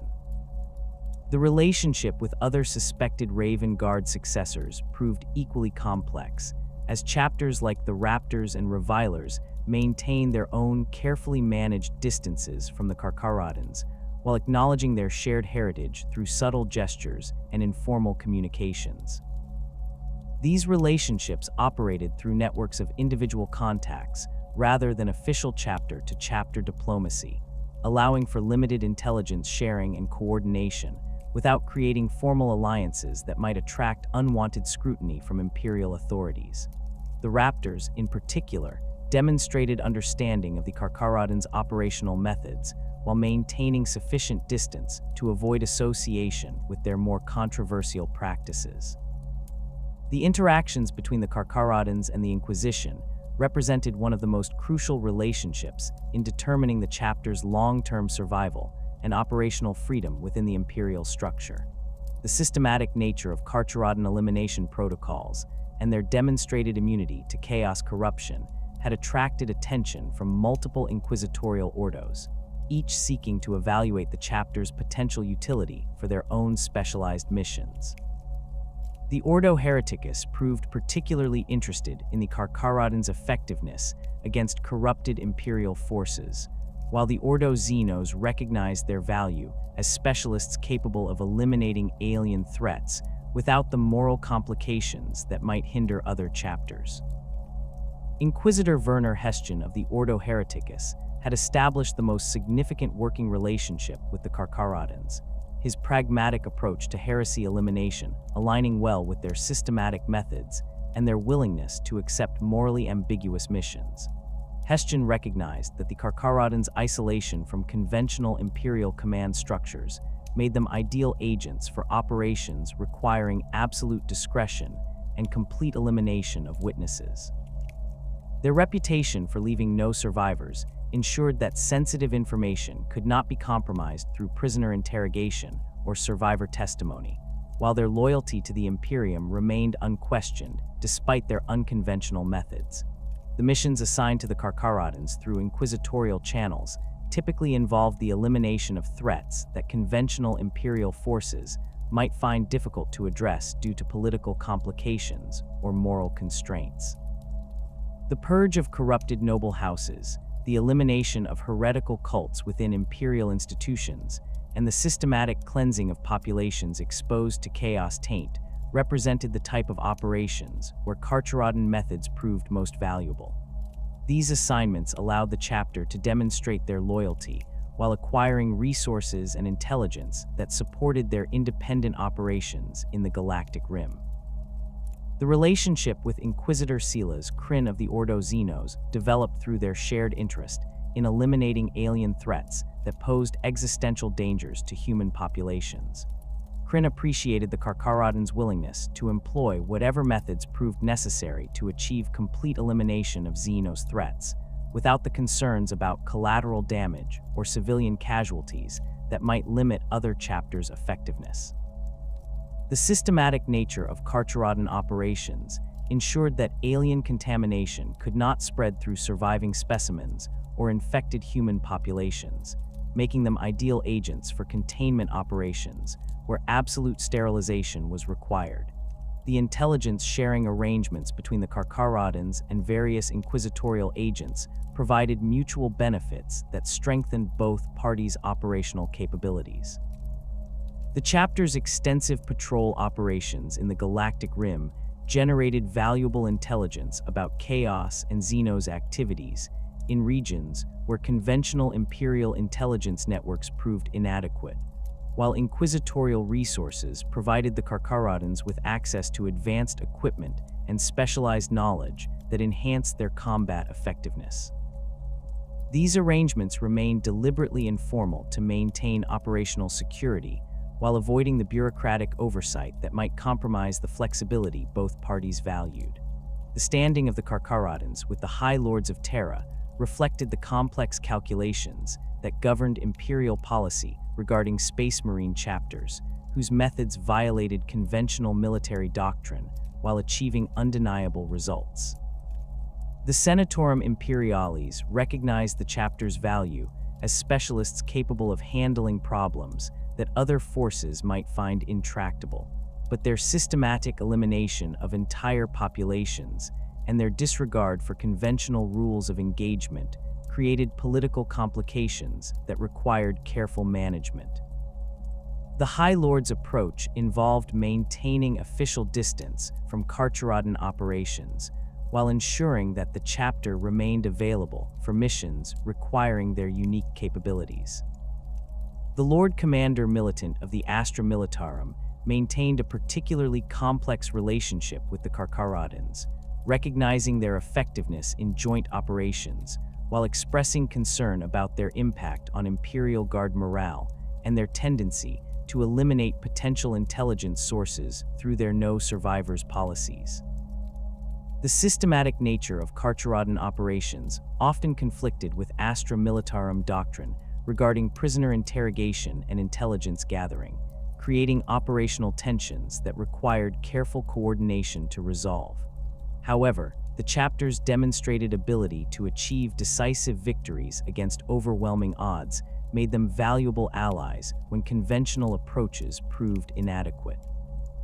The Master of the Administratum viewed the Carcharodons through the lens of administrative efficiency and resource allocation, appreciating their self-sufficiency and their minimal demands on Imperial logistical networks, while expressing concern about their lack of detailed operational reporting and their tendency to operate outside established command structures. The chapter's nomadic existence and their practice of acquiring resources through salvage operations reduced their burden on Imperial supply chains, but their independent operational status created bureaucratic complications that challenged established administrative procedures. The reputation of the Carcharodons among Imperial Navy commanders reflected their demonstrated effectiveness in void warfare, while acknowledging the unsettling nature of their methods and their tendency to eliminate rather than capture enemy vessels and personnel. Naval officers who had witnessed Carcharodon boarding operations reported their efficiency and ruthlessness exceeded even the high standards expected of Space Marine forces, while their ability to operate independently for extended periods without support made them valuable allies in regions where conventional forces could not maintain permanent presence. However, their systematic elimination of enemy crews prevented the capture of valuable intelligence and created diplomatic complications with civilian populations who witnessed their operations. The relationship between the Carcharodons and Battlefleet Solar remained particularly important due to their frequent operations in the galactic rim regions, where conventional Imperial Navy presence was limited. Fleet Admiral Cornelius Vex had established working relationships with Carcharodon fleet elements, coordinating joint operations against pirate fleets and Xenos raiders, while maintaining sufficient distance to avoid association with their more controversial practices. These arrangements provided mutual benefits, with the Carcharodons offering specialized void warfare capabilities, while Imperial Navy forces supplied heavy firepower and logistical support that complemented the chapter's more limited resources. The isolation of the Carcharodons from other Space Marine chapters represented both a conscious choice and a practical necessity, driven by the fundamental differences between their operational methods and the conventional approaches favored by most Astartes forces. Their systematic elimination of enemies and their disregard for traditional concepts of honor in warfare created philosophical barriers that made meaningful cooperation difficult with chapters that valued conventional military virtues. The Carcharodons' reputation for terror tactics and their willingness to employ methods that other chapters might consider dishonorable reinforced their isolation, while providing them with the operational independence they required to function effectively. The few chapters that maintained working relationships with the Carcharodons typically shared similar pragmatic approaches to warfare or operated in environments where conventional methods proved inadequate. The Minotaurs demonstrated the greatest compatibility with Carcharodon methods, their own reputation for ruthless efficiency and unquestioning obedience to Imperial authority, creating natural synergies during joint operations. Chapter Master Asterion Moloch recognized the value of allies who shared his commitment to achieving victory regardless of moral complications, while Tyberos appreciated working alongside warriors who understood the necessities of total warfare. The Red Scorpions maintained professional relationships with the Carcharodons while expressing reservations about their methods and their apparent disregard for the Codex Astartes principles that governed conventional Space Marine operations. Chapter Master Karab Kuln acknowledged their effectiveness while maintaining sufficient distance to avoid association with their more controversial practices. These interactions typically occurred during large-scale operations, where multiple chapters coordinated their efforts against common enemies, with each force operating according to their own tactical doctrines, while maintaining minimal communication necessary for strategic coordination. The reasons for the Carcharodons' self-imposed exile from conventional Imperial military structures reflected both practical necessities and philosophical choices that had evolved over millennia of independent operations. Their degraded gene seed and their systematic elimination methods made them unsuitable for integration with conventional Imperial forces, while their effectiveness as specialists required operational independence that would be compromised by closer oversight from Imperial authorities. The chapter's leadership recognized that their unique capabilities required unique operational parameters that could only be maintained through careful management of their relationships with other Imperial institutions. The psychological factors that reinforced Carcharodon isolation included their predatory mindset and their cultural practices that emphasized hunting and elimination over the martial honor and brotherhood concepts that characterized most Space Marine chapters. Their scarification rituals, trophy-taking practices, and death cult traditions created cultural barriers that made meaningful integration with other chapters difficult even when tactical cooperation proved necessary. The Carcharodons viewed themselves as apex predators operating outside conventional social structures, a perspective that reinforced their isolation while providing psychological justification for their methods. The operational advantages provided by their isolation included freedom from bureaucratic oversight that might limit their tactical flexibility and independence from supply chains that could be disrupted by enemy action or political complications. Their self-sufficiency and their ability to acquire resources through salvage operations allowed them to maintain operational effectiveness in regions where conventional Imperial forces might struggle to operate, while their reputation for ruthless efficiency provided psychological advantages that extended their effective reach beyond their actual numbers. The strategic implications of Carcharodon isolation for the broader imperial military structure reflected both the benefits and risks associated with maintaining specialized forces that operated outside conventional command hierarchies. Their effectiveness against threats that conventional forces might find intractable provided valuable capabilities that justified their independent status, while their methods and their mysterious origins created potential security risks that required careful monitoring. The balance between utilizing their capabilities and managing the risks they represented required ongoing attention from imperial authorities who recognized both their value and their potential dangers. The future prospects for Carcharodon relationships within the imperial structure would face their most severe test with the dawn of the era Indomitus and the galaxy-spanning upheavals that followed the Great Rift's emergence. The massive warp storm that split the galaxy in half created new challenges and opportunities for a chapter already adapted to operating in the dangerous frontier regions where conventional imperial authority held tenuous sway. As the Cicatrix Maledictum carved its path across the stars, the Carcharodons found themselves positioned at the epicenter of conflicts that would determine not only their own survival, but their continued relevance in an imperium transformed by Robute Guilliman's return and the introduction of Primaris space marine technology. The chapter's current strength reflects the accumulated toll of millennia spent operating in the galaxy's most hostile environments, their numbers reduced to approximately 700 battle brothers distributed across their fleet assets and various operational theaters. This figure represents a significant decline from the theoretical 1,000-strong establishment that most chapters maintain, a reduction driven primarily by the ongoing degradation of their gene seed and the increasingly difficult recruitment conditions they face in the outer dark. The apothecaries aboard the Nicker report failure rates exceeding 60% during gene seed implantation procedures, with many organs simply refusing to take hold in otherwise suitable candidates. The succinate membrane remains completely non-functional in all battle brothers, while the Becher's gland shows signs of progressive deterioration that threatens to eliminate its limited functionality within the next few centuries. The Laramen's organ presence perhaps the most immediate concern for chapter survival, as its reduced effectiveness has led to increased casualty rates during boarding actions and void warfare operations, where rapid wound sealing proves crucial for survival in vacuum conditions. Battle brothers who would previously have survived moderate injuries now require extensive medical intervention, placing additional strain on the chapter's limited apothecary resources and reducing their operational tempo.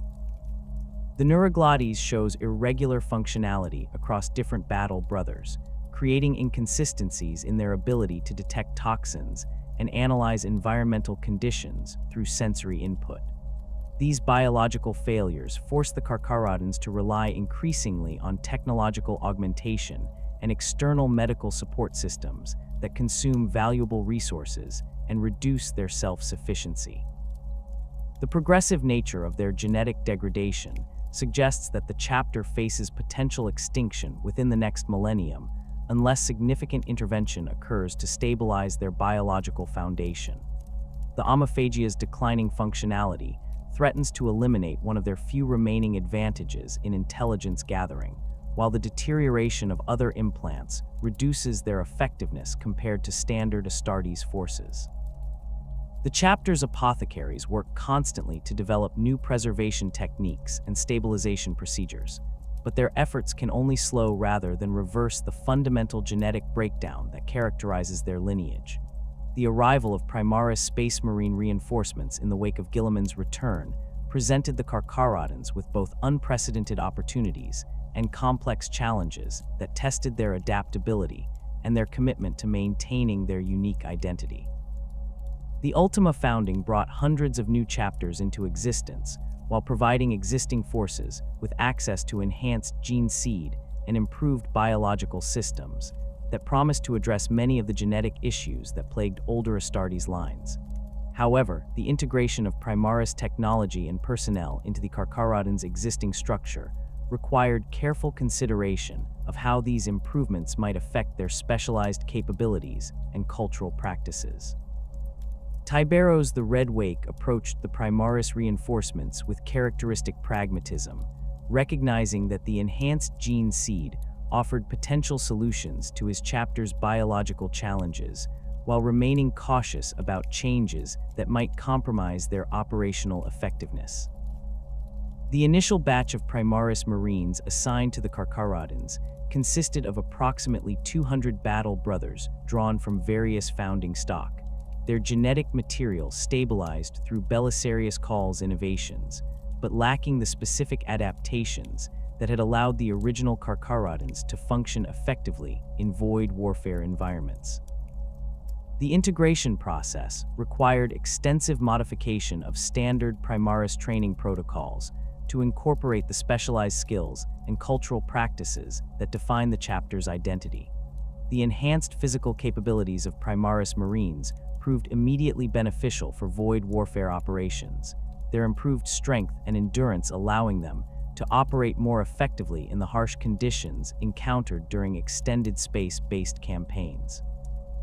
The additional wound and height that characterized Primaris physiology provided advantages during boarding actions, where their increased reach and durability proved valuable in close-quarters combat scenarios.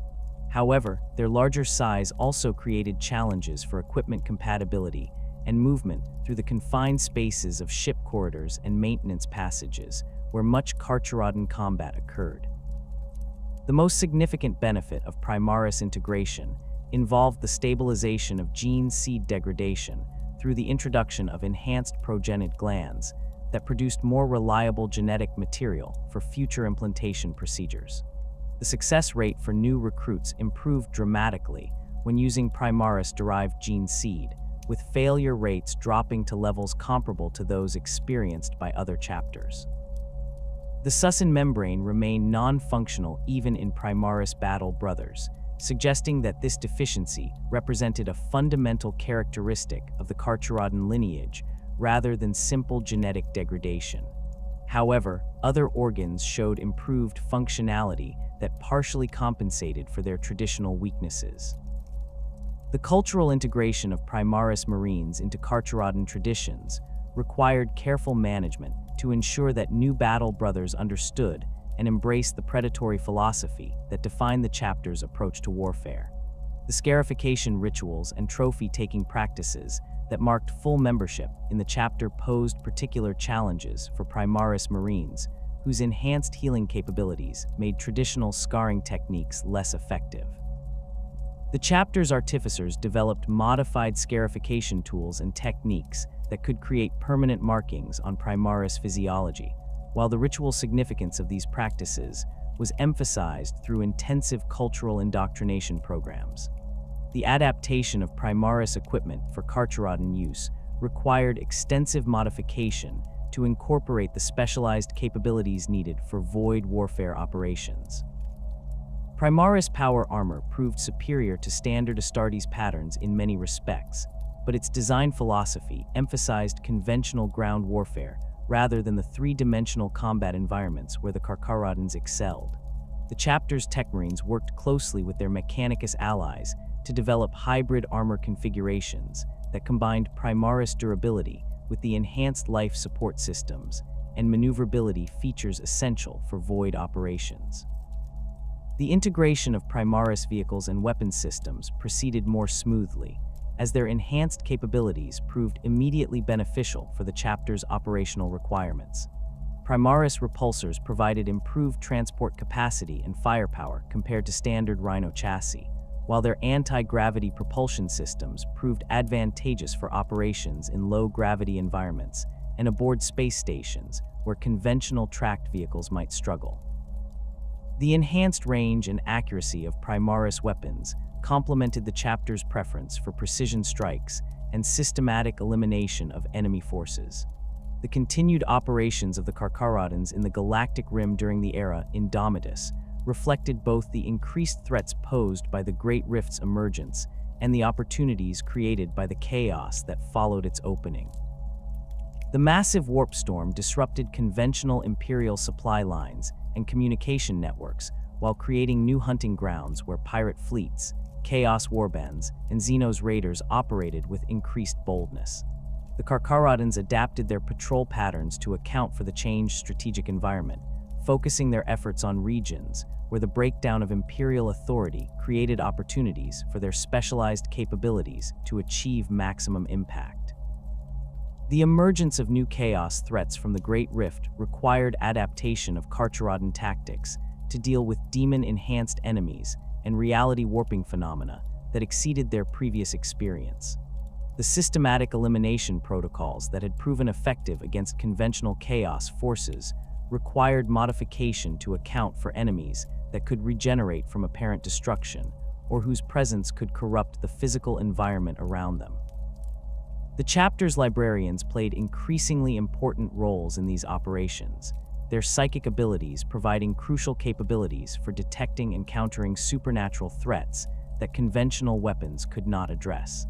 The increased Xenos activity following the Great Rift's opening provided the Carcharodons with numerous opportunities to demonstrate their effectiveness against alien threats while acquiring valuable resources through salvage operations.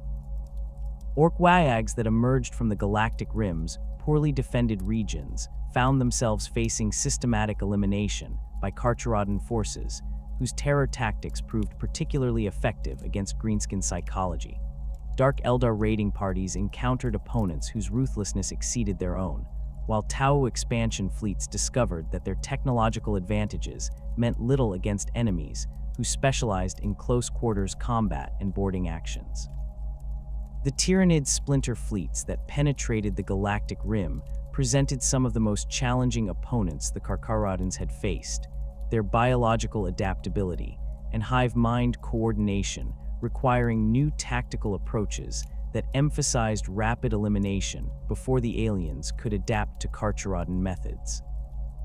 The systematic nature of Tyrannid consumption made them ideal targets for terror tactics, as their complete elimination prevented any possibility of biological information being transmitted to other hive fleet elements. The chapter's experience fighting Tyrannids provided valuable intelligence for other Imperial forces, while demonstrating their continued relevance as specialists capable of dealing with existential threats to human survival. The relationship between the Carcharodons and the reformed Imperial military structure under Guilliman's leadership remained complex, as their methods and independence continued to create friction with the more standardized approaches favored by the returned Primarch. However, their demonstrated effectiveness against the increased threats of the era Indomitus ensured their continued value as specialists capable of operating in regions where conventional forces might prove inadequate. The practical necessities of defending an Imperium under siege from multiple directions created opportunities for the chapter to demonstrate their loyalty, while maintaining the operational independence they required to function effectively. The eternal hunt that defines Carcharodon existence has evolved to encompass the new threats and opportunities created by the galaxy's transformation, but their fundamental nature as apex predators remains unchanged.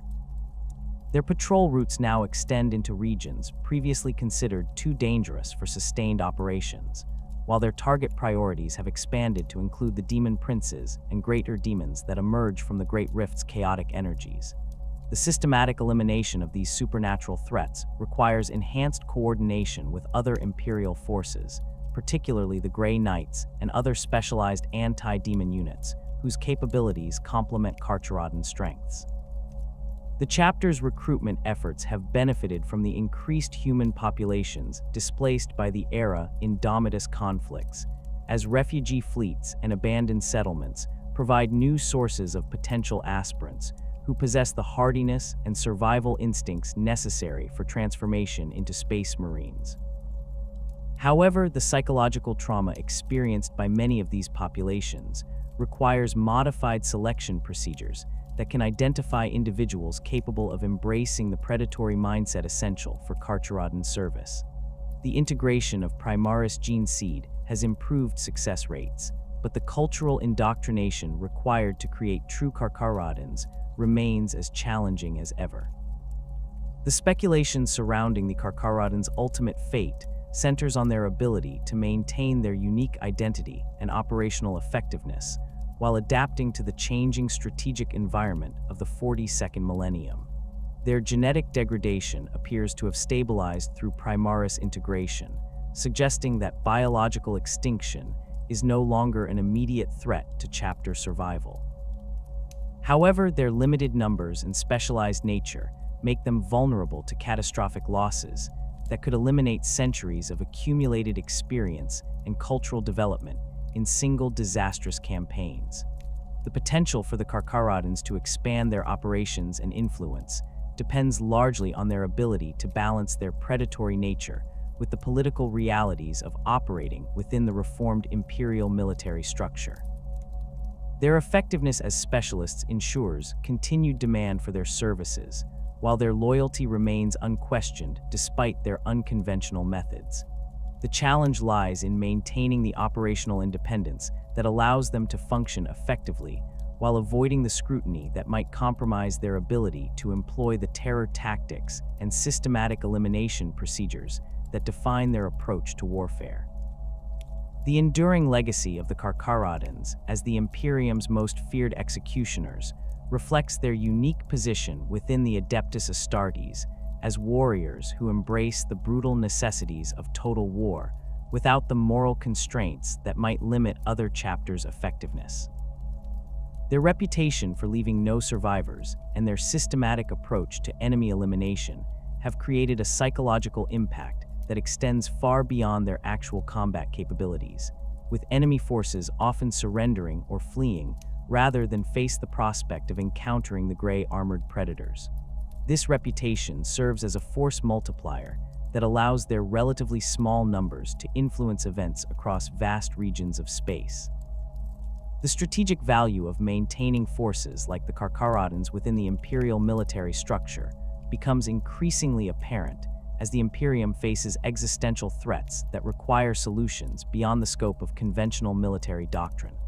Their willingness to employ methods that other forces might find morally unacceptable provides crucial capabilities for dealing with chaos corruption, Xenos infiltration, and other threats that require complete elimination rather than mere defeat.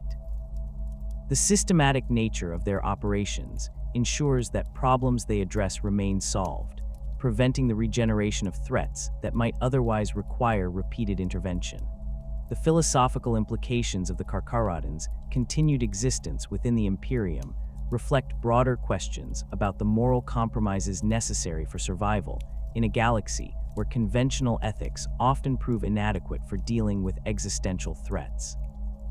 Their predatory nature and their systematic elimination methods represent extreme applications of imperial military doctrine, yet their effectiveness and loyalty make them valuable assets whose capabilities justify their continued operation despite moral concerns.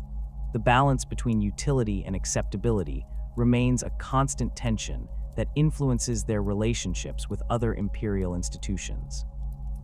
The future evolution of the Carcharodons will likely depend on their ability to adapt their specialized capabilities to meet the changing threat environment, while maintaining the cultural practices and operational methods that define their identity. The integration of Primaris technology provides opportunities for enhanced effectiveness, while the increased threats of the era Indomitus create demand for their specialized services. Their survival as a distinct force within the Adeptus Astartes depends on their continued demonstration of unique value that cannot be replicated by more conventional forces. As the 42nd millennium progresses and the Imperium faces challenges that test the limits of human endurance and moral flexibility, the Carcharodons stand ready to serve as the apex predators of the void, their gray armored forms moving through the darkness between stars in eternal pursuit of the enemies that threaten humanity's survival.